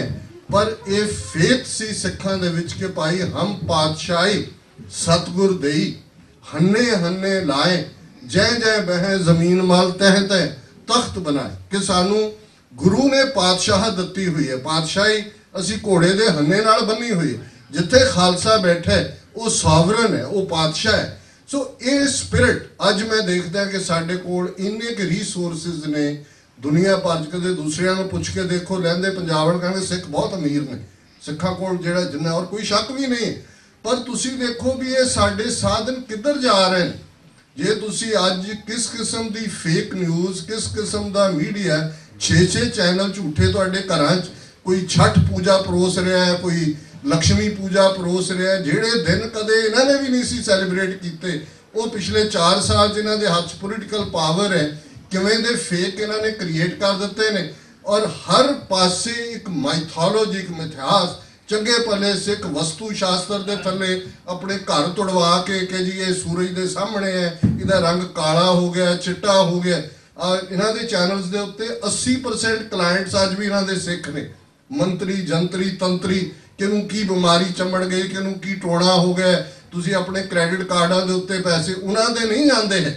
तो जे असी सचमुच गुरु के सिख हैं, गुरु ग्रंथ साहिब भरोसा फेथ रखते हैं, ਤਾਂ ਫਿਰ ਇਸ ਕਿਸਮ ਦਾ ਸਾਰਾ ਪਾਰਟ ਸਾਨੂੰ ਕਿਉਂ ਜਿਹੜਾ ਉਹ ਖਿੱਚਦੇ। ਅਸੀਂ ਜਦੋਂ TV 84 6 ਸਾਲ ਪਹਿਲਾਂ ਸ਼ੁਰੂ ਕੀਤਾ, ਮਕਸਦ ਹੀ ਇਸ ਕਿ ਭਾਈ ਇਹ ਸਾਡਾ ਆਪਣਾ ਇੱਕ ਮੀਡੀਆ, ਔਰ ਅਸੀਂ ਇੱਕ ਪਹਿਲੀ ਪਾਲਿਸੀ ਬਣਾਈ ਕਿ ਕੋਈ ਮੰਤਰੀ ਜੰਤਰੀ ਤੰਤਰੀ ਦੀ ਐਡ ਅਸੀਂ ਰਨ ਨਹੀਂ ਕਰਨੀ। ਸਾਨੂੰ ਉੱਦਾਂ ਦੇ ਜੋਤਸ਼ੀ ਵੀ ਜਿਹੜੇ $10,000 1 ਘੰਟੇ ਦਾ ਦੇਣ ਨੂੰ ਤਿਆਰ ਨੇ ਕਿ ਸਾਨੂੰ, ਅਸੀਂ ਕਿਹਾ ਜੀ ਬੰਦ ਕਰ ਦਿਆਂਗੇ ਜਿੱਦਣ ਨਾ ਹੋਇਆ। ਇਹ ਪਾਰਟ ਨਹੀਂ। ਲੇਕਿਨ ਤੁਸੀਂ ਪੈਰਲਲ ਚੈਨਲ ਦੇਖੋ, ਉਹੀ ਝੂਠ ਪਰੋਸ ਰਹੇ ਹੁੰਦੇ ਨੇ, ਉਹੀ ਜਿਹੜੇ ਨੇ ਬਾਬੇ ਲਿਆ ਕੇ ਬਿਠਾਏ ਹੁੰਦੇ ਨੇ, ਉਹੀ ਮੰਤਰੀ ਤੁਹਾਨੂੰ ਉਪਾਅ ਦੱਸ ਰਹੇ ਹੁੰਦੇ ਨੇ ਉਹਨਾਂ ਦੇ, ਉਸ ਕਿਸਮ ਦੇ। ਸੋ ਇਹ ਜਿਹੜਾ ਸਾਰਾ ਪਾਰਟ ਹੈ, ਔਰ ਇਹਦੇ ਜੇ ਫੋਕਸ ਕਰੀਏ ਤੇ ਗੱਲ ਅਲਟੀਮੇਟਲੀ ਪੋਲੀਟੀਕਲ ਪਾਵਰ ਨਾਲ ਜੁੜੀ ਹੋਈ। ਮੈਨੂੰ ਅਮਰਵੀਰ ਸਿੰਘ ਰਾਤ ਆਉਂਦਿਆਂ ਪੁੱਛਣ ਲੱਗੇ, 5-4 ਘੰਟੇ ਦਾ ਸਾਡੇ ਕੋਲ ਮੌਕਾ ਵੀ ਹੁੰਦਾ ਹੈ ਗੱਲਬਾਤ ਦਾ, ਕਿ ਜਦੋਂ ਅਸੀਂ ਕਲਚਰ ਔਰ ਧਰਮ ਦੇ ਵਿੱਚ ਫਰਕ ਕਰਦੇ, ਇੱਕ ਪੰਜਾਬੀ ਕਲਚਰ ਹੈ, ਇੱਕ ਸਿੱਖ ਧਰਮ ਹੈ, ਅਸੀਂ ਕਹਿੰਦੇ ਜੀ ਇਹ ਧਰਮ ਮੁਤਾਬਕ ਨਹੀਂ ਹੈ, ਇਹ ਪੰਜਾਬੀਅਤ ਥੱਲੇ ਵਿੱਚ ਗੱਲ ਵੜ ਗਈ। ਤੇ ਮੈਨੂੰ ਪੁੱਛਦੇ ਨੇ ਵੀ ਸਿੱਖ ਤਹਿਜ਼ੀਬ, ਸਿੱਖ ਕਲਚਰ ਕੀ ਹੈ? ਮੈਂ ਕਿਹਾ ਜੀ ਕਲਚਰ ਬਣਦੇ ਨੇ ਪੋਲੀਟੀਕਲ ਪਾਵਰ ਦੇ ਨਾਲ। ਸਾਡੇ ਕੋਲ ਇੰਨਾ ਸ਼ਾਰਟ ਪੀਰੀਅਡ ਪੋਲੀਟੀਕਲ ਪਾਵਰ ਰਹੀ ਹੈ, 40 ਸਾਲ ਮਹਾਰਾਜਾ ਰਣਜੀਤ ਸਿੰਘ 1799 ਤੋਂ 1839 ਤੱਕ, 10 ਸਾਲ ਹੋਰ ਆਪਸ 'ਚ ਖਹਿੰਦੇ ਕਰਦੇ 1849 ਤੱਕ, ਤਾਂ 20-25 ਸਾਲ ਪਹਿਲਾਂ ਮਿਸਲਾਂ ਦਾ ਰਾਜ, 30 ਸਾਲ ਪਹਿਲਾਂ।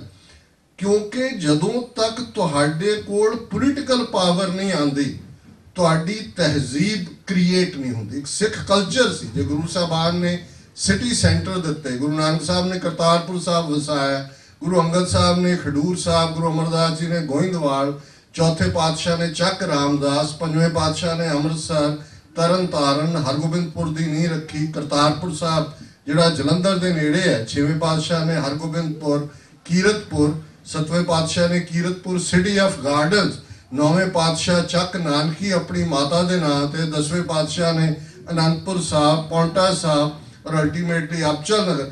ਹੁਣ ਇਹ ਜਿਹੜੀ ਸ਼ਹਿਰ ਵਸਾਣਾ ਸੀ, ਇਹ ਤਹਿਜ਼ੀਬ ਸੀ ਕਿ ਉਸ ਤਹਿਜ਼ੀਬ, ਉਸ ਕਲਚਰ ਦੇ ਵਿੱਚ, ਉਸ ਸੱਭਿਆਚਾਰ ਦੇ ਵਿੱਚ ਸਿੱਖ ਸਾਰੇ ਇੱਕ ਦੂਜੇ ਦੇ ਨਾਲ ਮਿਲ ਕੇ ਵਪਾਰ ਵੀ, ਅੰਮ੍ਰਿਤਸਰ ਸ਼ਹਿਰ 52 ਕਿੱਤਿਆਂ ਦੇ ਲੋਕਾਂ ਨੂੰ ਇਨਵਾਈਟ ਕਰਨਾ ਉਸ ਵੇਲੇ ਦਾ, ਔਰ ਵਿਦਨ 400 ਈਅਰਸ। ਇਹ ਠੀਕ ਹੈ 47 ਤੋਂ ਬਾਅਦ ਅੰਮ੍ਰਿਤਸਰ ਰੋੜ ਦਿੱਤਾ ਹੈ, ਬਾਰਡਰ ਜ਼ਿਲ੍ਹੇ ਅੰਮ੍ਰਿਤਸਰ ਗੁਰਦਾਸਪੁਰ ਵੈਸੇ ਹੀ ਤਬਾਹ ਕਰ ਦਿੱਤੇ ਨੇ ਇਹਨਾਂ ਨੇ, ਇਹ ਕਹਿ ਕੇ ਜੀ ਬਾਰਡਰ ਦੇ ਨੇੜੇ ਨੇ।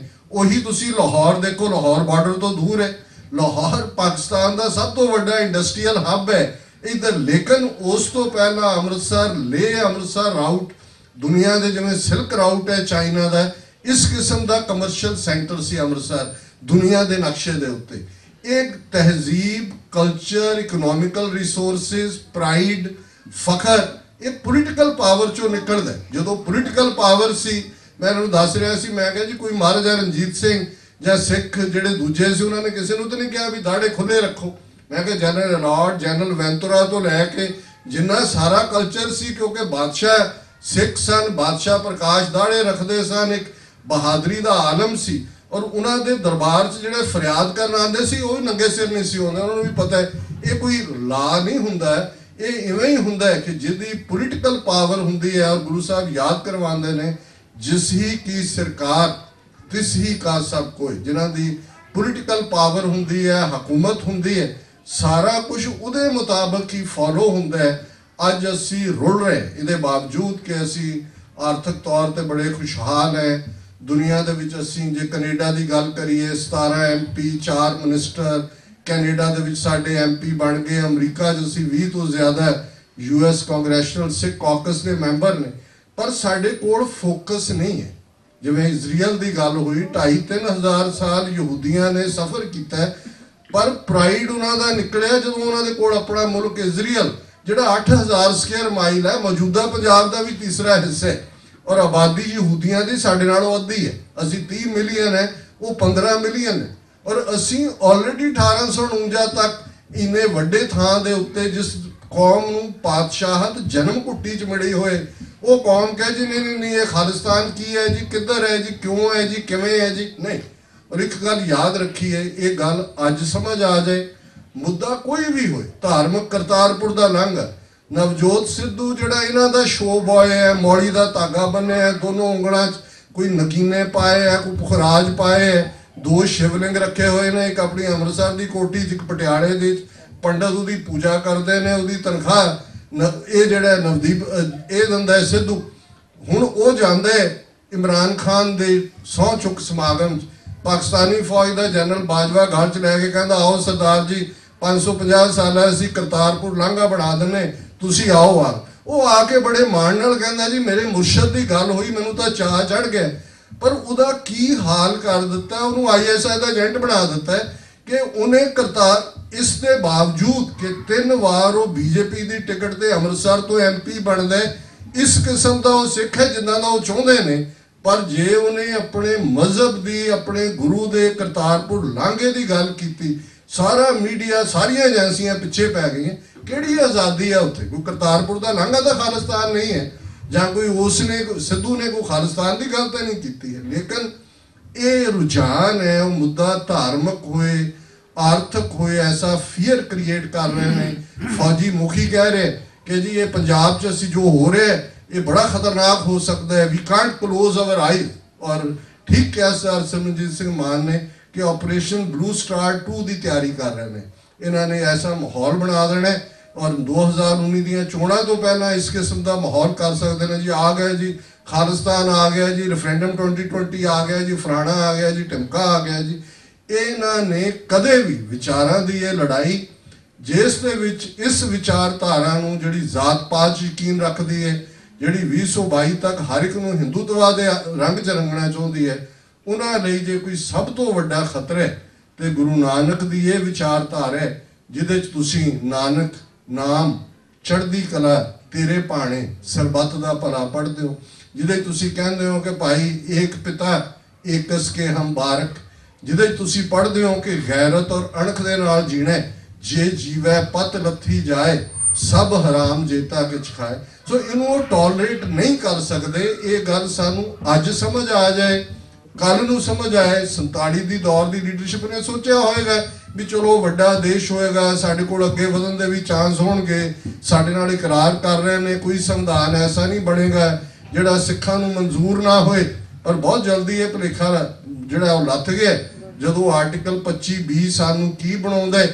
ਔਰ ਜਦੋਂ ਉਹਨੇ ਜਾ ਕੇ ਮਾਸਟਰ ਤਾਰਾ ਸਿੰਘ ਨੇ ਯਾਦ ਕਰਵਾਇਆ ਨਹਿਰੂ ਨੂੰ, ਤਾਂ ਉਹਨੇ ਕਿਹਾ ਜੀ ਮਾਸਟਰ ਜੀ ਤਬ ਬਾਤ ਔਰ ਥੀ ਅਬ ਬਾਤ ਔਰ ਹੈ, ਸਰਕਮਸਟੈਂਸਿਸ ਹੈਵ ਨਾਓ ਚੇਂਜਡ। ਸੋ ਸਾਡਾ ਵਾਹ ਇਹਨਾਂ ਦੇ ਨਾਲ ਪਿਆ ਜਿਨ੍ਹਾਂ ਲਈ ਝੂਠ ਬੋਲਣਾ, ਕਪਟ ਕਰਨਾ, ਚਾਲ ਚੱਲਣੀ, ਛਲ ਕਰਨਾ ਇਹ ਕੋਈ ਮਤਲਬ ਨਹੀਂ ਰੱਖਦਾ। ਇਹਨਾਂ ਦੇ ਸਾਰਾ ਉਹ ਵਿਰਸਾ ਹੀ ਤੁਸੀਂ ਦੇਖ ਲਓ। ਤੇ ਅਸੀਂ ਤਾਂ 2 ਵੇਲੇ ਦੀ ਅਰਦਾਸ 'ਚ ਮੰਗਦੇ ਹਾਂ ਕਿ ਸਿੱਖਾਂ ਨੂੰ ਸਿੱਖੀ ਦਾਨ, ਕੇਸ ਦਾਨ, ਰਹਿਤ ਦਾਨ, ਵਿਵੇਕ ਦਾਨ, ਵਸਾ ਦਾਨ, ਭਰੋਸਾ ਦਾਨ।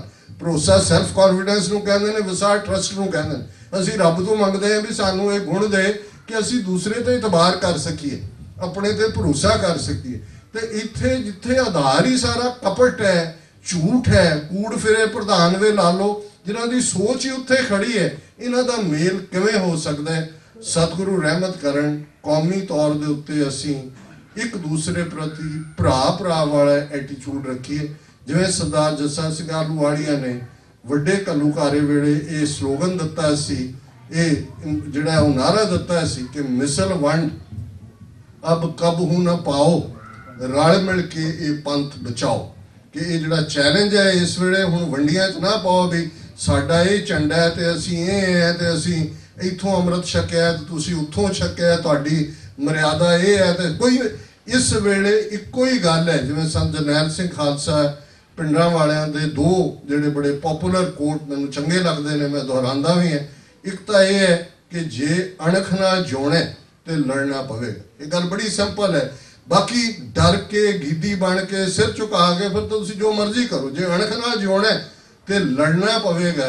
ਤੇ ਦੂਜੀ ਗੱਲ, ਇਸ ਗੱਲ ਨੂੰ ਹਮੇਸ਼ਾ ਯਾਦ ਰੱਖੋ ਕਿ ਖਾਲਸਾ ਜੀ ਸ਼ਹੀਦਾਂ ਦੇ ਖੂਨ ਦਾ ਹੱਕ ਲੈਣੇ। ਹੁਣ ਸਿਰਫ ਦਿਨ ਮਨਾਣੇ ਕਾਫੀ ਨਹੀਂ ਹੁੰਦੇ ਤੇ ਹੱਕ ਇਹੀ ਹੈ। ਹੁਣ ਸਾਡੇ ਕੋਲ ਫੋਕਸ ਇਹੀ ਹੋਣਾ ਚਾਹੀਦਾ ਕਿ ਅਸੀਂ ਦਰਿਆਏ ਜਮਨਾ ਤੋਂ ਵਾਘਾ ਤੱਕ ਜਿਹੜਾ ਸਾਡਾ ਫਾਦਰਲੈਂਡ ਹੈ, ਜਿਹੜਾ ਸਾਡੀ ਮਦਰਲੈਂਡ ਹੈ, ਜਿਹੜੀ ਸਾਡੀ ਗੁਰੂਆਂ ਦੀ ਉਹ ਹੋਮਲੈਂਡ, ਜਿਸ ਬਾਰੇ ਪ੍ਰੋਫੈਸਰ ਪੂਰਨ ਸਿੰਘ ਨੇ ਕਿਹਾ ਸੀ ਪੰਜਾਬ ਨਾ ਹਿੰਦੂ ਨਾ ਮੁਸਲਮਾਨ, ਪੰਜਾਬ ਜਿਉਂਦਾ ਗੁਰਾਂ ਦੇ ਨਾਂ ਤੇ। ਸਾਡੀ ਲੜਾਈ ਕਿਸੇ ਧਰਮ ਦੇ ਖਿਲਾਫ ਨਹੀਂ ਹੈ, ਉਸ ਸਟੇਟ ਦੇ ਖਿਲਾਫ ਹੈ ਜਿਹੜੀ ਸਟੇਟ ਨੇ ਸਾਡੇ ਦਰਬਾਰ ਸਾਹਿਬ ਦੇ ਉੱਤੇ ਹਮਲਾ ਕੀਤਾ ਟੈਂਕਾਂ ਤੋਪਾਂ ਨਾਲ, ਜਿਸ ਸਟੇਟ ਨੇ ਇੱਕ ਤੋਂ ਬਾਅਦ ਇੱਕ ਸਾਡੀ ਨਸਲਕੁਸ਼ੀ ਕੀਤੀ, ਔਰ ਅੱਜ ਵੀ ਪਿਛਲੇ 34 ਸਾਲਾਂ 'ਚ ਸਟੇਟ ਦੀਆਂ ਉਹ ਨੀਤੀਆਂ ਜਾਰੀ ਨੇ। ਸਤਿਗੁਰੂ ਰਹਿਮਤ ਕਰਨ, ਅਲਟੀਮੇਟਲੀ ਸਭ ਕੁਝ ਸਤਿਗੁਰੂ ਦੇ ਭਾਣੇ ਦੇ ਵਿੱਚ ਹੈ। ਬਖਸ਼ਿਸ਼ ਵੀ ਗੁਰੂ ਨੇ ਹੀ ਕਰਨੀ ਹੈ, ਪਰ ਇਸ ਦੇ ਲਈ ਅਸੀਂ ਬਖਸ਼ਿਸ਼ ਦੇ ਘੱਟੋ ਘੱਟ ਪਾਤਰ ਤਾਂ ਬਣਨ ਦੀ ਕੋਸ਼ਿਸ਼ ਕਰੀਏ। ਗੁਰੂ ਅਰਜਨ ਸਾਹਿਬ ਦਾ ਇਹ ਫਰਮਾਨ ਸਾਡੇ ਉਸ ਹਲੇਮੀ ਰਾਜ ਨੂੰ ਡਿਫਾਈਨ ਕਰਦਾ ਹੈ। ਹੁਣ ਹੁਕਮ ਹੋਆ ਮਿਹਰਵਾਨ ਦਾ, ਪੈ ਕੋਏ ਨਾ ਕਿਸੇ ਰੰਝਾਣ ਦਾ, ਸਭ ਸੁਖਾਲੀ ਉਠਿਆ ਇਹ ਹੋਆ ਹਲੇਮੀ ਰਾਜ ਜੀਓ। ਵਾਹਿਗੁਰੂ ਜੀ ਕਾ ਖਾਲਸਾ, ਵਾਹਿਗੁਰੂ ਜੀ ਕੀ ਫਤਿਹ। ਬੋਲੇ ਸੋ ਨਿਹਾਲ।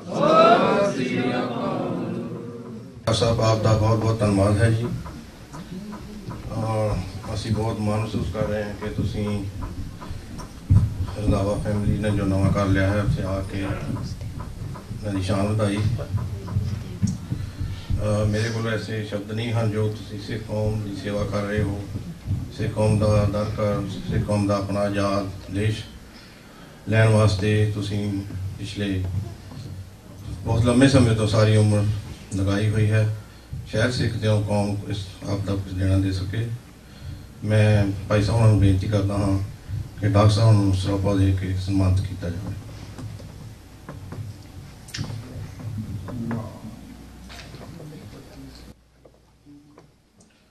ਬੋਲੇ ਸੋ ਨਿਹਾਲ। ਸਤਿ ਸ੍ਰੀ ਅਕਾਲ। ਫਿਰ ਇੱਕ ਵਾਰ ਡਾਕਟਰ ਸਾਹਿਬ ਦਾ ਬਹੁਤ ਬਹੁਤ ਧੰਨਵਾਦ। ਬੜੀ ਦੂਰੋਂ ਤੁਰ ਕੇ ਆਉਂਦੇ ਹਨ, ਬੜਾ ਲੇਟ ਪ੍ਰੋਗਰਾਮ ਕਰਕੇ ਵੀ ਫਿਰ ਵੀ ਇਹ ਬਹੁਤ ਹਿੰਮਤ ਹੁੰਦੀ ਹੈ, ਵਿਚਾਰੇ ਆਉਂਦੇ ਹਨ। ਮੈਂ ਬੇਨਤੀ ਕਰਾਂਗਾ ਛੋਟਾ ਵੀਰ ਉਪਦੇਸ਼ ਸਿੰਘ ਇੱਕ ਸ਼ਬਦ ਹਾਜ਼ਰ ਪਾਉਣਗੇ ਛੋਟੇ, ਅਤੇ ਫਿਰ ਭਾਈ ਸਾਹਿਬ ਰਵਿੰਦਰ ਸਿੰਘ ਹੁਣ ਜੀ ਇੱਕ ਸ਼ਬਦ, ਅਤੇ ਫਿਰ ਸਮਾਪਤੀ ਹੋ ਜਾਏਗੀ। ਪਤਾ ਹੈ ਟਾਈਮ ਮੈਨੂੰ ਮਹਿਸੂਸ ਕਰਦਾ ਕਿ ਟਾਈਮ ਕਾਫੀ ਹੋ ਗਿਆ, ਲੇਕਿਨ ਫਿਰ ਵੀ 10-15 ਮਿੰਟ ਤੱਕ ਸਮਾਪਤੀ ਹੋ ਜਾਵੇਗੀ। ਮੈਂ ਫਿਰ ਇੱਕ ਵਾਰ ਸਾਰੀ ਸੰਗਤ ਦਾ ਜੋ ਦੂਰੋਂ ਨੇੜੇ ਚੱਲ ਕੇ ਆਏ ਹਨ ਸਾਡੇ ਇਸ ਗ੍ਰਹਿ ਵਿਖੇ, ਉਹਨਾਂ ਦਾ ਧੰਨਵਾਦ ਕਰਦਾ ਹਾਂ। ਸਪੈਸ਼ਲੀ ਸਾਡੇ ਵੀ ਸਰਦਾਰ ਦਲਜੀਤ ਸਿੰਘ ਜੀ ਮਿਸ਼ੀਗਨ ਤੋਂ ਆਏ ਹਨ, ਸਰਦਾਰ ਸੰਤੋਖ ਸਿੰਘ ਜੀ ਸਾਡੇ ਵੀ ਇੰਡੀਆਨਾ ਤੋਂ ਆਏ ਹਨ, ਹੋਰ ਵੀ ਜੋ ਮੇਰੇ ਵੀਰ ਹਨ ਜਿੱਥੋਂ ਵੀ ਦੂਰ ਨੇੜੇ ਚੱਲ ਕੇ ਆਏ ਹਨ, ਉਹਨਾਂ ਸਾਰਿਆਂ ਦਾ ਧੰਨਵਾਦ।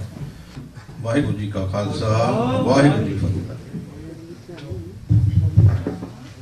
ਵਾਹਿਗੁਰੂ ਜੀ ਕਾ ਖਾਲਸਾ, ਵਾਹਿਗੁਰੂ ਜੀ ਕੀ ਫਤਿਹ।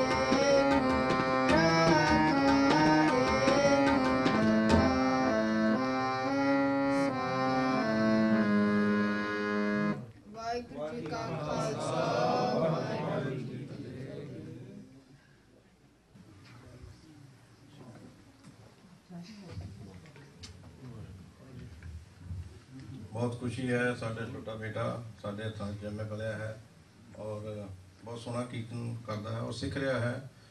ਔਰ ਅਸੀਂ ਗੁਰੂ ਮਹਾਰਾਜ ਦੀ ਅਰਦਾਸ ਕਰਦੇ ਹਾਂ ਕਿ ਇਸੇ ਤਰ੍ਹਾਂ ਹੋਰ ਗੁਰਬਾਣੀ ਕੀਰਤਨ ਸਿੱਖੇ ਔਰ ਸਿੱਖ ਕੌਮ ਦੀ ਸੇਵਾ ਕਰੇ। ਮੈਂ ਬੇਨਤੀ ਕਰਦਾ ਡਾਕਟਰ ਸਾਹਿਬ ਹੋਣਾ ਨੂੰ ਕਿ ਬੱਚੇ ਨੂੰ ਇਹਦਾ ਸਨਮਾਨ ਕਰਨ ਤਾਂ ਕਿ ਹੋਰ ਉਤਸ਼ਾਹਿਤ ਹੋਵੇ। ਉਪਦੇਸ਼ ਆ ਜਾਵੇ।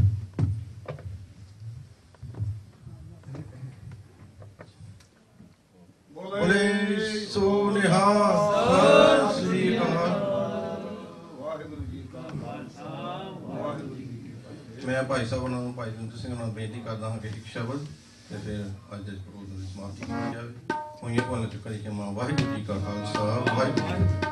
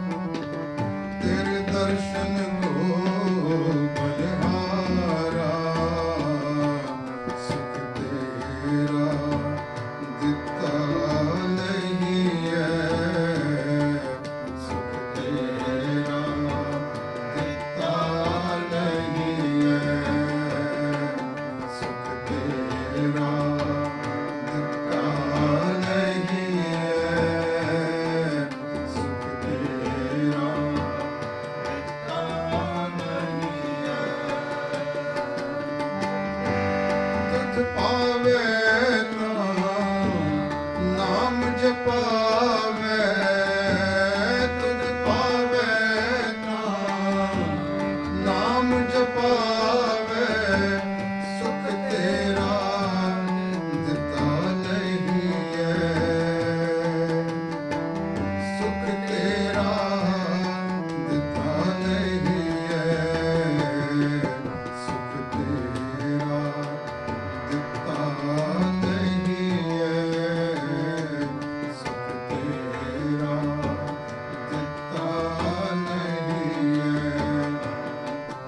सुख तेरा दिता नहीं है सुख तेरा दिता नहीं है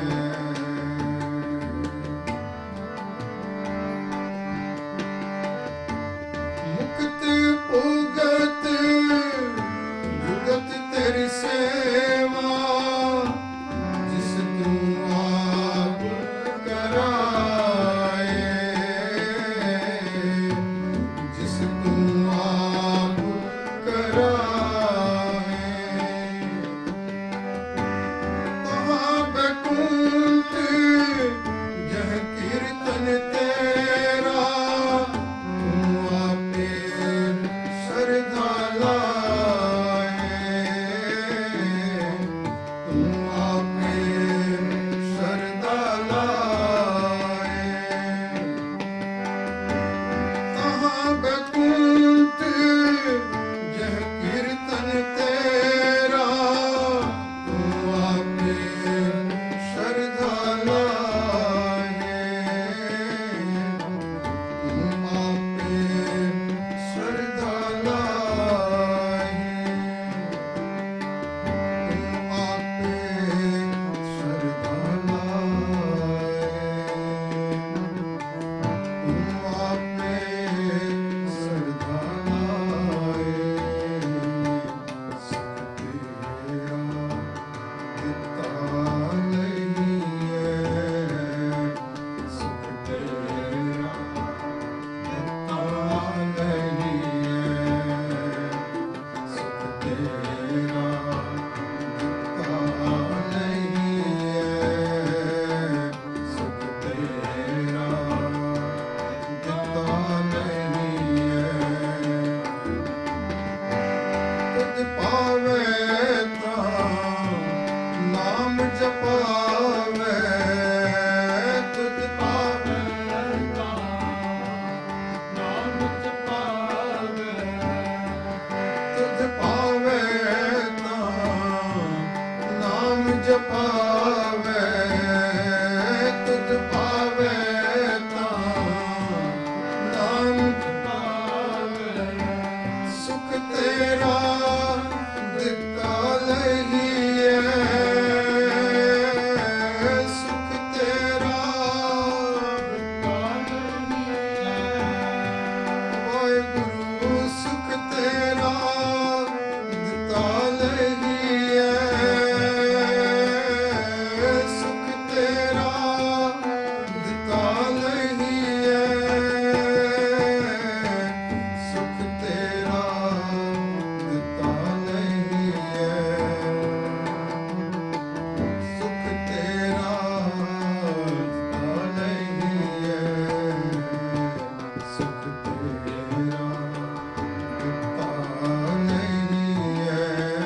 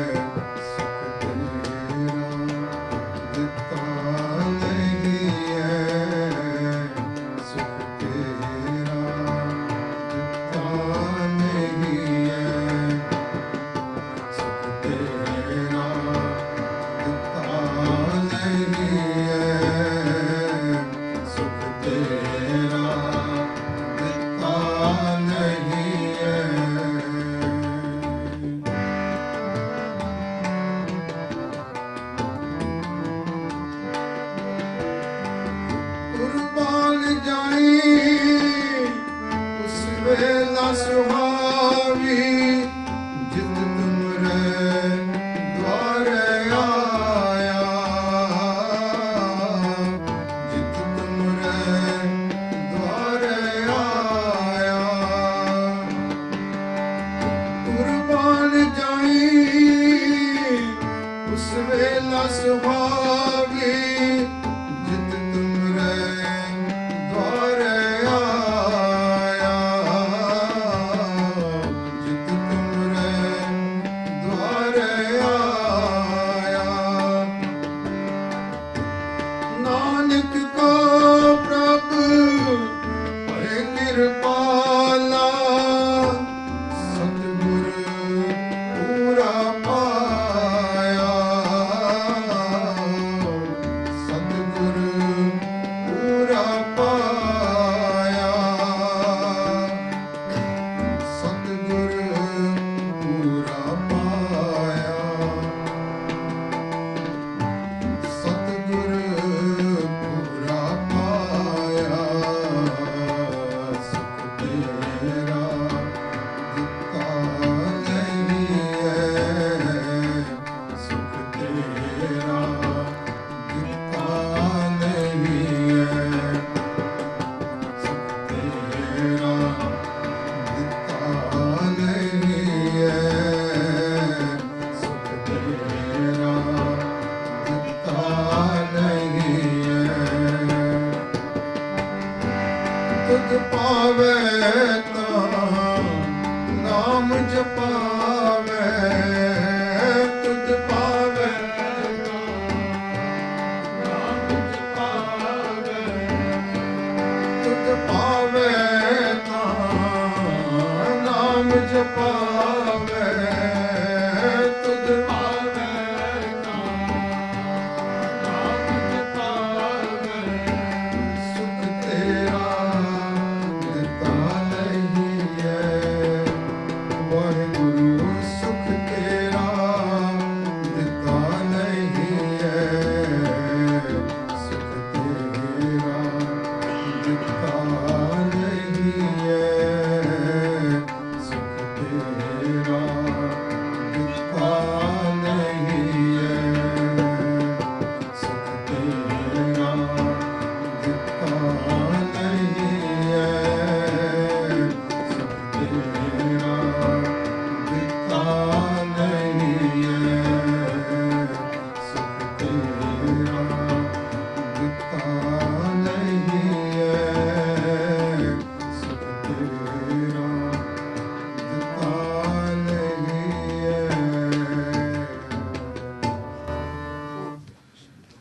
घर मिल गया रहन दे ਲਈ ਪਰਿਵਾਰ ਮਿਲ ਗਿਆ ਬੱਚੇ ਮਿਲ ਗਏ ਨੇ ਬਿਜ਼ਨਸ ਮਿਲ ਗਿਆ ਜੋ ਮੰਗਿਆ ਸੀ ਉਹ ਮਿਲ ਗਿਆ ਏ ਸਾਹਿਬ ਆਖਦੇ ਨੇ ਪਰ ਸੁਖ ਨਹੀਂ ਮਿਲਿਆ ਸੁਖ ਤੇਰੀ ਰਹਿਮਤ ਦੇ ਨਾਲ ਮਿਲੇਗਾ ਤੁਧ ਭਾਵੇ ਤਾਂ ਨਾਮ ਜਪਾਵੇ ਸੁਖ ਤੇਰਾ ਦਿੱਤਾ ਲਈਏ ਐਵੇਂ ਨਹੀਂ ਮੇਰੇ ਪਿਤਾ ਨੇ ਆਖਿਆ ਕਿ ਜਤਨ ਬਹੁਤ ਸੁਖ ਕੇ ਕੀਏ ਦੁਖ ਕੋ ਕਿਉ ਨਾ ਕੋਏ ਕਹੋ ਨਾਨਕ ਸੁੰਦਰੇ ਮਨਾ ਹਰ ਭਾਵੈ ਸੋ ਹੋਏ ਸਾਹਿਬ ਆਖਦੇ ਨੇ ਘਰ ਮਿਲ ਗਿਆ ਸੁਖ ਮੰਗਣਾ ਹੈ ਨਾ ਸੁਖ ਚਾਹੁੰਦਾ ਹੈ ਤੇ ਸਾਹਿਬ ਆਖਦੇ ਨੇ ਘਰ ਸੁਖ ਵਸਿਆ ਬਾਹਰ ਸੁਖ ਪਾਇਆ ਕਹੋ ਨਾਨਕ ਗੁਰ ਮੰਤਰ ਦ੍ਰਿੜਾਇਆ ਜੇ ਆਪਣੇ ਗੁਰੂ ਨੂੰ ਚੇਤੇ ਰੱਖੇਗਾ ਨਾ ਗੁਰੂ ਨੂੰ ਯਾਦ ਰੱਖੇਗਾ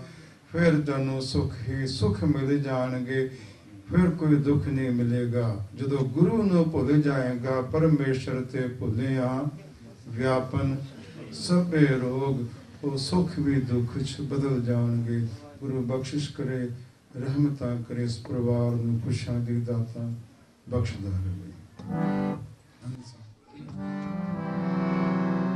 ਰਾਮ ਕਲੀ ਮਹਲਾ ਤੀਜਾ ਨੰਦ ਇੱਕ ਓੰਕਾਰ ਸਤਿਗੁਰੂ ਪ੍ਰਸਾਦ ਆਨੰਦ ਭਇਆ ਮੇਰਾਏ ਸਤਿਗੁਰੂ ਨੇ ਪਾਇਆ ਸਤਿਗੁਰ ਤਾਂ ਆਇਆ ਸਹਿਜ ਸਿੱਧੀ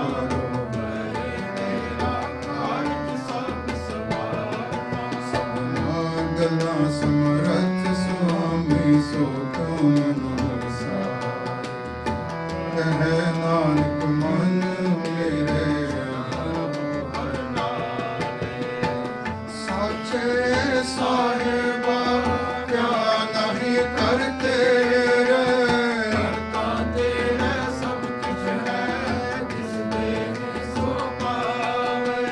सदा सिफत सलाह तेरी नाम मन बसावे, नाम जिनके मन बसया बाजे शब्द बने। नानक सच्चे साहिब क्या नहीं करते रे, सच्चा नाम मेरा आधार, सच नाम आधार मेरा निरखो खासा गवाया। शांत सुख मन आए से आदि इच्छा सब बुझाइया। सदा कुर्बान कीता गुर बेटो जिस दिया ये वडियाइया।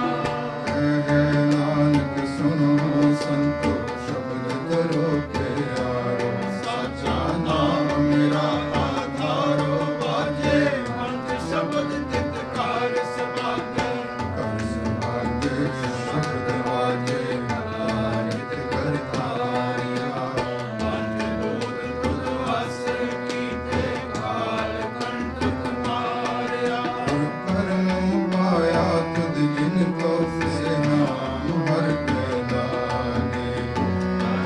नानक ऐसो तारे अनहद बाते। अनंत सुनो रज पागियो सगल मनोरथ पूरे। ब्रह्म प्रभ पाया हुए सगल सूरे। दुख रोग संताप उतरे सुनी सच्ची वाणी। संत साजन पए सरसे पूरे जुलते जानी। सुनते पुनीत कहते पवित्र सतगुर रहया भरपूरे। बिनवंत नानक गुर चरण लागे मारे अनहद पूरे। पवन गुरु पाणी पिता माता तरक महत। दिवस रात गुर गाई दाया मिले सगल जगत। चंगियाइयां बुराइयां वाचे धर्म दूर। आपो अपनी के नेड़े के दूर। जिंदी नाम ते आया गए मशक्कत काल। नानक ते मुख उजले खेती छुट्टी नाल। जिंदी नाम ते आया गए मशक्कत काल। नानक ते मुख उजले खेती छुट्टी नाल। वाहिगुरु जी का खालसा वाहिगुरु जी की फतेह। वाहिगुरु जी का खालसा वाहिगुरु जी की फतेह। वाहिगुरु जी का खालसा वाहिगुरु जी की फतेह। ਜੀ ਅਸੀਂ ਆਮ ਜਿੰਨੇ ਅੱਜ ਪਰਿਵਾਰ ਬੈਠੇ ਹੋਏ ਹਾਂ ਬਟਾਲੇ ਦੇ ਰਹਿਣ ਵਾਲੇ ਲਾਗੇ, ਜਿੱਥੇ ਉਹਨਾਂ ਦੇ ਵਿਆਹ 'ਚ ਅੱਗ ਨਾਲ ਫੇਰੇ ਕਰਨੇ ਚਾਹੇ ਸੀ ਉਹਨਾਂ ਨਹੀਂ ਸੀ ਲਏ, ਤੇ ਅੱਜ ਤੱਕ ਲੜਾਈ ਪਿਛਲੇ ਹੁਣ 71 72 73 ਸਾਲ ਤੋਂ ਜੋ ਡਾਕਟਰ ਅਮਰਜੀਤ ਸਿੰਘ ਹੋਣਾ ਨੇ ਸਮੁੰਦਰ ਕੁੱਜੇ ਵਿੱਚ ਪਾ ਕੇ ਪੇਸ਼ ਕੀਤਾ ਹੈ, ਉਹਦੀ ਸ਼ੁਰੂਆਤ ਸਤਿਕਾਰਯੋਗ ਵੀਰ ਗੁਰਜੰਟ ਸਿੰਘ ਨੇ ਕਰ ਦਿੱਤੀ ਸੀ। ਤੇ ਮੈਂ ਸਮਝਦਾ ਹਾਂ ਕਿ ਸਾਡੇ ਪ੍ਰਚਾਰਕ ਸੱਜਣ, ਸਾਡੇ ਗੁਰੂ ਘਰਾਂ ਦੇ ਗ੍ਰੰਥੀ ਔਰ ਸਮੁੱਚੀਆਂ ਜਥੇਬੰਦੀਆਂ, ਸਾਡੇ ਬੇਸ਼ੱਕ ਵਿਚਾਰ ਵੱਖਰੇ ਹੋ ਸਕਦੇ ਹਨ। ਹੁਣ ਜਿੰਨੀਆਂ ਵੀ ਜਥੇਬੰਦੀਆਂ ਦੁਨੀਆ ਭਰ ਵਿੱਚ, ਸ਼੍ਰੋਮਣੀ ਅਕਾਲੀ ਦਲ ਅੰਮ੍ਰਿਤਸਰ ਹੈ, ਦਲ ਖਾਲਸਾ ਹੈ, ਬਾਰ ਸਿੱਖਸ ਫਾਰ ਜਸਟਿਸ ਹੈ, ਸਿੱਖ ਯੂਥ ਆਫ ਅਮਰੀਕਾ ਹੈ, ਅਮਰੀਕਨ ਗੁਰਦੁਆਰਾ ਪ੍ਰਬੰਧਕ ਕਮੇਟੀ ਹੈ, ਈਸਟ ਕੋਸਟ ਗੁਰਦੁਆਰਾ ਪ੍ਰਬੰਧਕ ਕਮੇਟੀ ਹੈ, ਬੜੇ ਜ਼ੋਰ ਨਾਲ ਲੱਗੇ ਹੋਏ ਹਨ। ਹੁਣ ਹੈਰਾਨਗੀ ਦੀ ਗੱਲ ਹੈ ਕਿ 1 ਜੂਨ 6 ਮਹੀਨੇ ਦਾ ਸਮਾਂ ਹੋ ਗਿਆ ਹੈ। ਕੀ ਹੋਇਆ ਹੈ? ਜਿਹੜਾ ਆਖਰੀ ਹਥਿਆਰ ਦੁਸ਼ਮਣ ਤੁਹਾਡੇ ਤੇ ਵਰਤ ਰਿਹਾ ਹੈ, ਸਾਹਿਬ ਸ੍ਰੀ ਗੁਰੂ ਮੈਨੂੰ 1984 1978 ਤੋਂ ਸਭ ਤੋਂ ਵੱਧ ਦੁੱਖ ਇਸ ਗੱਲ ਦਾ ਹੈ ਨਿੱਜੀ ਤੌਰ ਤੇ, ਕਿ ਸਾਹਿਬ ਸ੍ਰੀ ਗੁਰੂ ਗ੍ਰੰਥ ਸਾਹਿਬ ਜੀ ਨੇ ਕਿਸੇ ਇਨਸਾਨ ਦਾ ਕੀ ਵਿਗਾੜਿਆ ਹੈ। ਜੇ 1978 ਤੋਂ ਪਹਿਲਾਂ ਇਮਲੀ ਸਾਹਿਬ ਗੁਰਦੁਆਰਾ ਸੀ 1997 ਵਿੱਚ, ਉਹਨਾਂ ਨੇ ਉੱਥੇ ਗੁਰੂ ਗ੍ਰੰਥ ਸਾਹਿਬ ਦੇ ਦੱਸੋ ਉਹਦੇ ਵਿੱਚ ਕਿਸ ਧਰਮ ਦੇ ਖਿਲਾਫ ਲਿਖਿਆ ਹੈ, किस इंसान के खिलाफ लिखा है। ते जिहड़ी गल मैं अज आवां तुहानूं बेनती करनी चाहुंदा हां कि ये सुन के वेख के घर नूं चले जाना, सौ जाना ते वो रोटियां खा के मैं समझदा हाँ कि आप नूं कुछ नहीं मैं कहना चाहुंदा कि वो किहड़ा जीवन है साडा। पिछले 1988 तो सत्कारयोग डॉक्टर अमरजीत सिंह जी असीं भी लगभग उदों ही आए हाँ इस धरती ते, चंगे पढ़े लिखे चंगा इत्थे रेजीडेंसी कर रहे सी, 1700-1800 उन्होंने वजीफा मिल रहा सी। उन्होंने छड्ड के उदों जो हालात सी पंथ दी, जो सरबत खालसा 26 जनवरी 1986 ਨੂੰ होया अटैक तो बाद 29 अप्रैल 1986 ਨੂੰ उस सरबत खालसे चों बाबा गुरबचन सिंह मानोचाल की रहनुमाई थले पंथक कमेटी होनी चाहिए। सिख कौम ने फैसला कर लिया कि असी हुण इस स्टेट नाल जो कुछ साडे नाल उन्होंने 1984 तक किया है 47 तो साडा रहना बनता नहीं। और उहदे विच जिहड़ा डिक्लेरेशन है बड़ी लंबी है, और सरबत के भले की गल है उहदे विच भी। और सिखां दा फैसला हो गया सी कि असी वखरा राज भाग अपना लेना है। पंथक कमेटी ने को 91 के करीब डॉक्टर अमरजीत सिंह उन्होंने अपना स्पोक्समैन बनाया। इन्होंने उत्थे अपनी रेजीडेंसी पढ़ाई छड्ड के और इस पासे जिहड़ा है जीवन समर्पित कर दिता। 1994 आप मेरा ख्याल है बहुत वीरां नूं याद होएगा कि इत्थे 19 मई 1994 नूं नरसिम्हा राओ जिहड़ा उस वेले प्राइम मिनिस्टर सी, कई गल्लां चल रही सी, बड़ा लंबा सिस्टम है उदों तो अज तक का। उदों एक बहुत वड्डा आप सारिਆਂ ਦੇ सहयोग नाल इत्थे जिहड़ा है कैपीटल तक वाइट हाउस तो लैके मार्च किया गया सी। उस तो बाद डॉक्टर साहब ने जिहड़ा है इस नूं अपना तुहाडे मैट्रोपोलिटन एरिए नूं अपना घर चुनिया और अज तक ही तुहानूं परिवारक समुचे मैट्रोपोलिटन जिन्ने भी वीर इत्थे बैठे हैं, जे मैं कल्ले कल्ले दा नाम लवां तो मैं समझदा हाँ मेरे को नहीं ले जाएंगे। इन्हां नूं अपना परिवार समझिया और खालिस्तान अफेयर सेंटर जिहड़ा है नैशनल प्रेस बिल्डिंग च वो तुहाडी सारिਆਂ दी मदद नाल अज भी दफ्तर जिहड़ा है, क्योंकि उस दफ्तर की बड़ी अहमियत है, दुनिया भर की प्रेस उत्थे बैठी हुई है।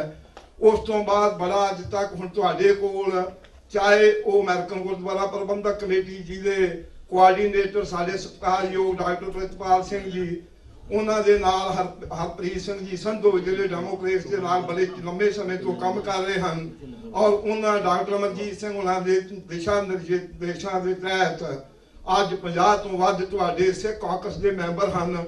और किस तरीके नाल जदों ये तुहाडी बन रही सी सिख कॉकस, ते मेरा ख्याल है जे मैं गलत ना होवां ते अनुपमा राय दा राव सीगी जिहड़ी उदों इत्थे अंबैसडर सी, उन्हें जिहड़ी चेयरमैन सी साडी उस नूं इह बनी है कांग्रेसमैन, उस नूं इन्ना जोर लाया, इन्नियां चिट्ठियां लिखियां कि हिंदुस्तान की काकस है सिखां दी की, पर वो अकाल पुरख की कृपा नाल तुहाडे सारिਆਂ दे सहयोग नाल जिहड़ी है इस वेले तुहाडे कोल वो एक बड़ा वड्डा पक्ष है। तो मैं समझदा हाँ कि जिहड़ी एक कमी महसूस हो रही सी सिख कौम नूं, TV 84 जिस बारे मैं खास करके सारियां गल्लां करके तुहानूं बेनती करनी चाहुंदा हाँ कि पिछले 6 साल तो जे पिछले असीं वो 28-29 साल तो वेख रही है डॉक्टर साहब 2 रोटियां ते और नंगे पैर चल के, मेरा नहीं ख्याल अज तक इन्होंने किसी कहा होवे कि मैं ये सब्जी खानी है तो ये नहीं खानी। तो मैं समझदा हाँ कि ये तुहाडे सब दे सहयोग नाल ही हो पा रहा है। पर अज हुण दुख हुंदा है कि जदों उन्होंने TV 84 ते बह के बीबा नीलम जां डॉक्टर साहब नूं वो जो खर्च है खर्चना इस तुहानूं उन्होंने बड़ी डिटेल विच दस्सिया है कि जे तांत्रिक बाबे ਜਾਂ कोई भी साध संत हैं जे उन्होंने देने होण, पर वो मैं समझदा हाँ कि सिख कौम और सिख धर्म का जिहड़ा है वो पहलू नहीं है। उहदे नाल फिर जिहड़ी असीं समझदे हाँ कि इन्होंने पहले दिन तो कहा सी कि जे ये करना पिया ते असीं छड्ड दिआंगे। ते हुण हालात जिहड़े हन आ जिहड़ा असीं हुण साडे सत्कारयोग वीर जिहड़े उदों दी जदों दी मैं गल कर रहा हाँ डॉक्टर साहब आए हैं, वीर दलजीत सिंह जी जिहड़े डिट्राइट तो उचेचे तौर पर चल के इत्थे आए हैं। ये शुरुआत तो डॉक्टर साहब के साथी हैं जदों के डॉक्टर साहब आए हैं। वीर संतोख सिंह जी जिन्होंने पिछे भी बड़ी घालना कर ली है, इन्होंने एक ऐसा जदों ये दुबई में सन अज तो 25-26 साल पहला कि इन्होंने माता गुजरी सहारा ट्रस्ट बना के ਉੱਥੇ ਜਿੰਨੇ ਵੀ ਬੇਸਹਾਰਾ ਸਾਡੇ ਲੋਕ ਸਨ ਜਾਂ ਜਿਨ੍ਹਾਂ ਤੇ ਤਸ਼ੱਦਦ ਹੋਇਆ ਸੀ ਉਹਨਾਂ ਬੱਚਿਆਂ ਦੇ ਪਾਲਣ ਪੋਸ਼ਣ ਲਈ ਉਹ ਸੰਸਥਾ ਚਲਾਈ ਸੀ। ਔਰ ਇੱਥੇ ਜਦੋਂ ਦੀ ਵੀ ਆਏ ਹਨ ਉਹ ਆਪਣਾ ਪਰਿਵਾਰ ਨੂੰ ਪਿੱਛੇ ਰੱਖ ਕੇ ਉਹ ਸਾਰਾ ਕੰਮ ਜਿਹੜਾ ਹੈ ਉਹ ਤੁਹਾਡੇ ਨਾਲ ਪੰਥਕ ਰੂਪ ਵਿੱਚ ਜੋ ਕੁਝ ਸਾਡੇ ਨਾਲ ਵਾਪਰ ਰਿਹਾ ਹੈ ਉਸ ਤੋਂ ਸਾਹਿਬ ਸ੍ਰੀ ਗੁਰੂ ਗ੍ਰੰਥ ਸਾਹਿਬ ਜੀ ਦੀ ਜਿਹਦੇ ਬਾਰੇ ਅਸੀਂ ਰੋਜ਼ ਦੋਵੇਂ ਵੇਲੇ ਦੀ ਅਰਦਾਸ ਵਿੱਚ ਝੰਡੇ ਬੁੰਗੇ ਜੁਗੋ ਜੋਗਾ ਟਲ ਦੀ ਗੱਲ ਕਰਦੇ ਹਾਂ। ਤੇ ਮੈਂ ਬੇਨਤੀ ਕਰੂੰਗਾ ਕਿ ਦੇਗ ਜਿਹੜੀ ਹੈ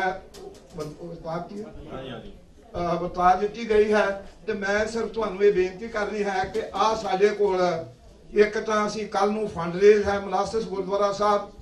ਮੈਂ ਇਹ ਬੇਨਤੀ ਕਰੂੰਗਾ ਕਿ ਪਹਿਲਾਂ ਅਸੀਂ ਅੱਗੇ ਵੀ ਕਰਦੇ ਰਹੇ ਹਾਂ ਪਰ ਦੋਨੋਂ ਹੱਥ ਬੰਨ੍ਹ ਕੇ ਸਾਹਿਬ ਸ੍ਰੀ ਗੁਰੂ ਗ੍ਰੰਥ ਸਾਹਿਬ ਜੀ ਦੀ ਹਜ਼ੂਰੀ ਵਿੱਚ ਆਪ ਜੀ ਦੇ ਚਰਨਾਂ ਵਿੱਚ ਬੇਨਤੀ ਕਰਨੀ ਚਾਹੁੰਦਾ ਹਾਂ ਕਿ ਵੱਧ ਤੋਂ ਵੱਧ ਜਿਹੜਾ ਹੈ ਉਹਦੇ ਚ ਕੱਲ 3 ਤੋਂ 5 ਹੈ ਜਿਹੜਾ ਸਵੇਰੇ ਲੰਗਰ ਹੈ ਉਹ ਸਾਡੇ ਸਤਿਕਾਰਯੋਗ ਵੀਰ ਵਡੈਲ ਹਰਿੰਦਰ ਸਿੰਘ ਵਡੈਲ ਝੋਨਾ ਦਾ ਹੈ ਤੇ ਸਵੇਰ ਤੋਂ ਆਪ ਆ ਜਾਓ 3 ਤੋਂ 5 ਜੋ ਸਪੈਸ਼ਲ ਹੈ। ਜੇ ਆ ਮੰਥਲੀ ਕਮਿਟਮੈਂਟ ਕਰ ਲਈ ਵੀ ਸਾਡੇ ਕੋਲ ਹੈ। ਜੇ ਕੋਈ ਕੱਲ ਨੂੰ ਵੀਰ ਨਹੀਂ ਆ ਸਕਦਾ ਛੱਠਾ ਸਾਹਿਬ ਹਨ ਉੱਥੇ ਬਾਕੀ ਵੀਰ ਹਨ ਉਹ ਅੱਜ ਵੀ ਆਪਣਾ ਜਿਹੜਾ ਹੈ ਦੇ ਸਕਦਾ ਹੈ ਪਰ ਅਸੀਂ ਅੱਗੇ ਤੋਂ ਇਸ ਤੋਂ ਬਾਅਦ ਐਰਕਾਂ ਵੱਧ ਤੋਂ ਵੱਧ ਕਰੋ ਕਿਉਂਕਿ ਅਸੀਂ ਇਹ ਸ਼ੁਰੂਆਤ ਜਿਹੜੀ ਹੈ ਜੇ ਡਾਕਟਰ ਸਾਹਿਬ ਇਸ ਮੈਟਰੋਪੋਲੀਟਨ ਏਰੀਏ ਨੂੰ ਆਪਣੇ ਉੱਥੇ ਪੇਕੇ ਕਹਿੰਦੇ ਹਨ TV 84 ਤੇ ਜਾਂ ਆਪਣਾ ਘਰ ਕਹਿੰਦੇ ਹਨ ਤੇ ਮੈਂ ਸਮਝਦਾ ਹਾਂ ਕਿ ਜੇ ਅਸੀਂ ਤਗੜੇ ਹੋ ਕੇ ਹੰਬਲਾ ਮਾਰੀਏ ਤੇ ਇਹਨਾਂ ਨੂੰ TV 84 ਤੋਂ ਫਿਰ ਦੁਬਾਰਾ ਪੈਸੇ ਮੰਗਣ ਦੀ ਲੋੜ ਨਹੀਂ ਪਏਗੀ। ਤੁਸੀਂ ਇਹਨਾਂ ਦੀ ਕਾਬਲੀਅਤ ਤੋਂ ਸਾਰੇ ਜਾਣੂ ਹੋ। ਅੱਧੇ ਘੰਟੇ ਜਾਂ 25 ਮਿੰਟ 'ਚ ਉਹਨਾਂ ਨੇ ਪੁਰਾਤਨ ਹਿਸਟਰੀ ਜਿੱਦਾਂ ਸਤਿਕਾਰਯੋਗ ਗੁਰਜੰਟ ਸਿੰਘ ਹੋਣਾ ਸ਼ੁਰੂ ਕੀਤੀ ਸੀ ਉਸ ਤੋਂ ਲੈ ਕੇ ਜੋ ਸਾਡਾ ਹਾਲ ਬਣਿਆ ਹੋਇਆ ਹੈ ਔਰ ਸੰਤ ਜਰਨੈਲ ਸਿੰਘ ਜੀ ਖਾਲਸਾ ਦੇ ਕਹੇ ਹੋਏ ਸ਼ਬਦ ਇਹ ਉਸ ਦਿਨ ਗਲੋਂ ਗੁਲਾਮੀ ਤੁਹਾਡੇ ਲੱਥਣੀ ਆ ਜਦੋਂ ਹਰ ਸਿੱਖ ਭੈਣ ਭਰਾ ਬੱਚੇ ਬੱਚੀ ਬਜ਼ੁਰਗ ਦੇ ਮਨ ਵਿੱਚ ਇਹ ਗੱਲ ਵਸ ਗਈ ਕਿ ਅਸੀਂ ਗੁਲਾਮ ਹਾਂ। ਉੱਥੋਂ ਵਾਲੇ ਹੀ ਗੁਲਾਮ ਨਹੀਂ ਅਸੀਂ ਵੀ ਸਾਰੇ ਗੁਲਾਮ ਹਾਂ। ਕੀ ਹੋ ਰਿਹਾ ਹੈ ਪਿੱਛੇ 3 ਮੰਗਾਂ ਰੱਖੀਆਂ ਹਨ ਕਿ ਜਿਨ੍ਹਾਂ ਦੀ ਸਜ਼ਾ ਪੂਰੀ ਹੋ ਚੁੱਕੀ ਹੈ ਉਹਨਾਂ ਨੂੰ ਛੱਡ ਦਿਓ, ਜਿਨ੍ਹਾਂ ਨੇ ਗੁਰੂ ਗ੍ਰੰਥ ਸਾਹਿਬ ਦੀ ਬੇਅਦਬੀ ਕੀਤੀ ਹੈ ਉਹਨਾਂ ਨੂੰ ਗ੍ਰਿਫਤਾਰ ਕਰ ਲਓ, ਜਿਨ੍ਹਾਂ ਨੇ 2 ਸਿੰਘ ਧਰਨੇ ਤੇ ਬੈਠੇ ਮਾਰ ਦਿੱਤੇ ਹਨ ਉਹਨਾਂ ਨੂੰ ਫੜ ਲਓ। ਦੱਸੋ ਇਹ ਕਿਹੜੀਆਂ ਮੰਗਾਂ ਉਹਨਾਂ ਦਾ ਕਾਨੂੰਨ ਹੈ। ਔਰ ਸਾਡਾ ਸਤਿਕਾਰਯੋਗ ਭਾਈ ਜਗਤਾਰ ਸਿੰਘ ਜੀ ਹਵਾਰਾ ਜਿਨ੍ਹਾਂ ਨੂੰ ਸਰਬੱਤ ਖਾਲਸੇ ਨੇ ਤੁਸੀਂ 5 ਲੱਖ ਤੋਂ ਵੱਧ ਦੁਨੀਆ ਭਰ ਦਾ ਤੁਹਾਡਾ ਜਿਹੜੀਆਂ ਨਜ਼ਰਾਂ ਲੱਗੀਆਂ ਹੋਈਆਂ ਸਨ ਜੋ 10 ਨਵੰਬਰ 1915 ਨੂੰ ਜੋ ਕਰਕੇ ਸਰਬੱਤ ਖਾਲਸਾ ਉੱਥੇ ਉਹਨਾਂ ਨੂੰ ਜਥੇਦਾਰ ਥਾਪਿਆ ਹੈ ਉਹਨਾਂ ਦੇ 35 ਮੇਰਾ ਖਿਆਲ 99 ਮੁਕੱਦਮਿਆਂ ਚੋਂ ਸਿਰਫ 2 ਮੁਕੱਦਮੇ ਰਹਿ ਗਏ ਹਨ ਉਹ ਲੁਧਿਆਣੇ ਦੇ ਹਨ। ਔਰ ਹਿੰਦੁਸਤਾਨ ਦਾ ਜੇਲ੍ਹ ਮੈਨੂਅਲ ਜੋ ਹੈ ਉਹ ਕਹਿੰਦਾ ਹੈ ਕਿ ਤੁਸੀਂ ਉਹਨਾਂ ਨੂੰ ਉਸੇ ਸ਼ਹਿਰ ਵਿੱਚ ਉਸ ਸਟੇਟ ਵਿੱਚ ਰੱਖਣਾ ਹੈ ਜਿੱਥੋਂ ਦੇ ਉਹ ਮੁਕੱਦਮੇ ਹਨ।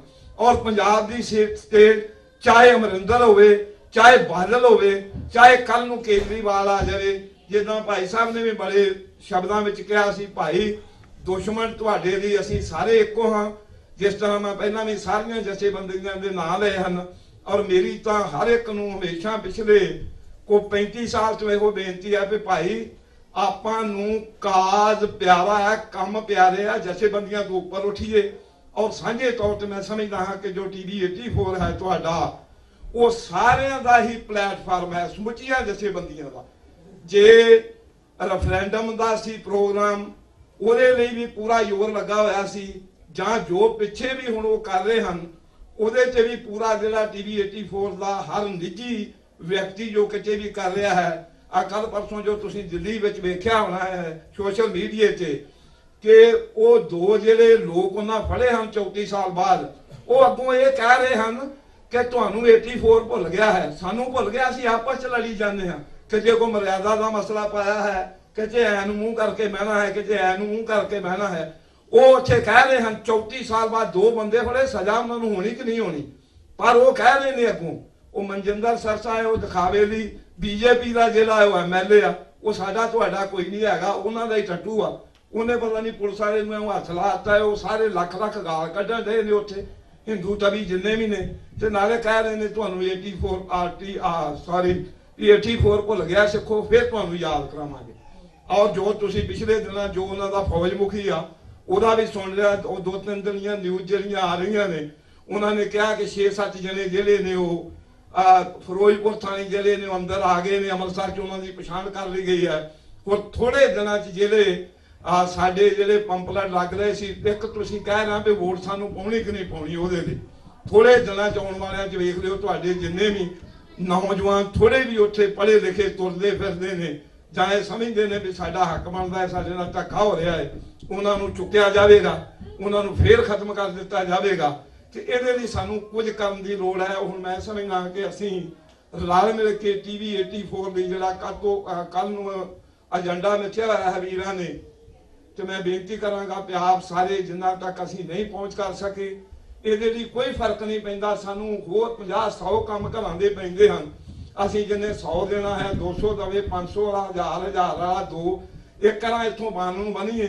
ਔਰ ਇਹ ਜਿਹੜਾ ਪੰਪਲੇਟ ਹੈ ਇਹਦੇ ਤੁਸੀਂ 50, 40, 30 ਜੋ ਵੀ ਕਿਸੇ ਦੀ ਸਮਰੱਥਾ ਹੈ 100, 200 ਉਹ ਵੀ ਕਮਿਟ ਕਰੋ, ਜਿਹੜਾ ਕਿ ਮੁੜ ਕੇ ਸਾਨੂੰ ਜਿਹੜਾ ਹੈ ਇੱਕੋ ਵਾਰ ਇਹ ਕੰਮ ਨਾ ਕਰਨਾ ਪਵੇ। ਮੈਂ ਮਾਫੀ ਚਾਹੁੰਦਾ ਹਾਂ ਕਿ ਆਪ ਦਾ ਜੋ ਟਾਈਮ ਲੇਟ ਹੋ ਗਿਆ ਹੈ, ਕਿਉਂ ਪਰ ਇੱਕ ਗੱਲ ਜ਼ਰੂਰ ਜੇ, ਮੈਂ ਜਦੋਂ 2-3 ਸਾਲ ਜੇਲ੍ਹ 'ਚ ਰਹਿ ਕੇ ਮੈਂ ਜਿਹੜੀ ਸੰਗਰੂਰ ਦੀ ਜੇਲ੍ਹ ਸੀ ਤਾਂ ਮੈਂ ਉਸ ਨੂੰ ਜਦੋਂ ਬਾਹਰ ਆਇਆ ਸਾਂ ਤਾਂ ਮੈਂ ਸਮਝਦਾ ਵੀ ਹੁਣ ਮੈਂ ਨਰਕ 'ਚ ਆ ਗਿਆ, ਉਹ ਸਵਰਗ ਸੀ। ਕਿਉਂਕਿ ਉੱਥੇ 24 ਘੰਟੇ 'ਚੋਂ 22 ਘੰਟੇ ਬਾਣੀ ਪੜ੍ਹਨ ਦਾ ਮੌਕਾ ਮਿਲਦਾ ਸੀ। ਤੇ ਮੈਂ ਜਦੋਂ ਪਿੰਡ ਜਾ ਕੇ 2 ਸਾਲ ਫਿਰ ਗੁਰਦੁਆਰਾ ਸਾਹਿਬ ਨਾਲ ਸੇਵਾ ਸ਼ੁਰੂ ਕੀਤੀ ਤੇ ਮੈਂ ਇੱਕ ਕਹਿੰਦਾ ਹੁੰਦਾ ਸਾਂ ਵੀ ਜਦੋਂ ਗੁਰੂ ਦੀ ਹਾਜ਼ਰੀ 'ਚ ਆਉਂਦੇ ਆ ਉਹ ਸਵਰਗ ਆ ਤੇ ਘਰ ਚਲੇ ਜਾਂਦੇ ਉਹ ਨਰਕ। ਤੇ ਉਹ ਸਾਡੇ ਹੁਣ ਗੁਰੂ ਗ੍ਰੰਥ ਸਾਹਿਬ ਦੀ ਜਿਹੜੀ ਸੋਚ ਆ, ਅਸਲੀਅਤ ਆ, ਦੁਸ਼ਮਣ ਉਹਨੂੰ ਖਤਮ ਕਰਨ ਤੇ ਆਇਆ ਤੇ ਵਰਕਾ ਕਰਕੇ ਅੱਜ ਗਲੀਆਂ ਵਿੱਚ ਖੜਾ ਰਿਹਾ ਹੈ। ਤੇ ਜਿਸ ਤਰ੍ਹਾਂ ਡਾਕਟਰ ਸਾਹਿਬ ਨੇ ਵੀ ਕਿਹਾ ਵੀ ਜਿਸ ਤਰ੍ਹਾਂ ਵੀ ਜੇ ਜੀਵੇ ਪਤ ਲੱਥੀ ਜਾਏ ਸਭ ਹਰਾਮ ਜੇਤਾ ਕਿਛ ਕਾਏ, ਤੇ ਧਰਮ ਰਾਜ ਬਿਨਾ ਨਾ ਧਰਮ ਚਲੇ ਹੈ, ਧਰਮ ਬਿਨਾ ਸਭ ਦਲੇ ਮਲੇ ਹੈ, ਜਿਸ ਹੀ ਕੀ ਸਰਕਾਰ ਤਿਸ ਹੀ ਕਾ ਸਭ ਕੋਈ। ਆਓ ਰਲ ਮਿਲ ਕੇ, ਅਸੀਂ ਸਭ ਕੁਝ ਨਹੀਂ ਕਰ ਸਕਦੇ, ਅਸੀਂ ਪੈਣੀ ਪਾ ਕੇ ਡਾਲਰ ਪਾ ਕੇ ਅਸੀਂ ਅਰਦਾਸ ਕਰਕੇ ਆਪਣਾ ਰਾਜ ਭਾਗ ਸਿਰ ਸਕਦੇ ਹਾਂ।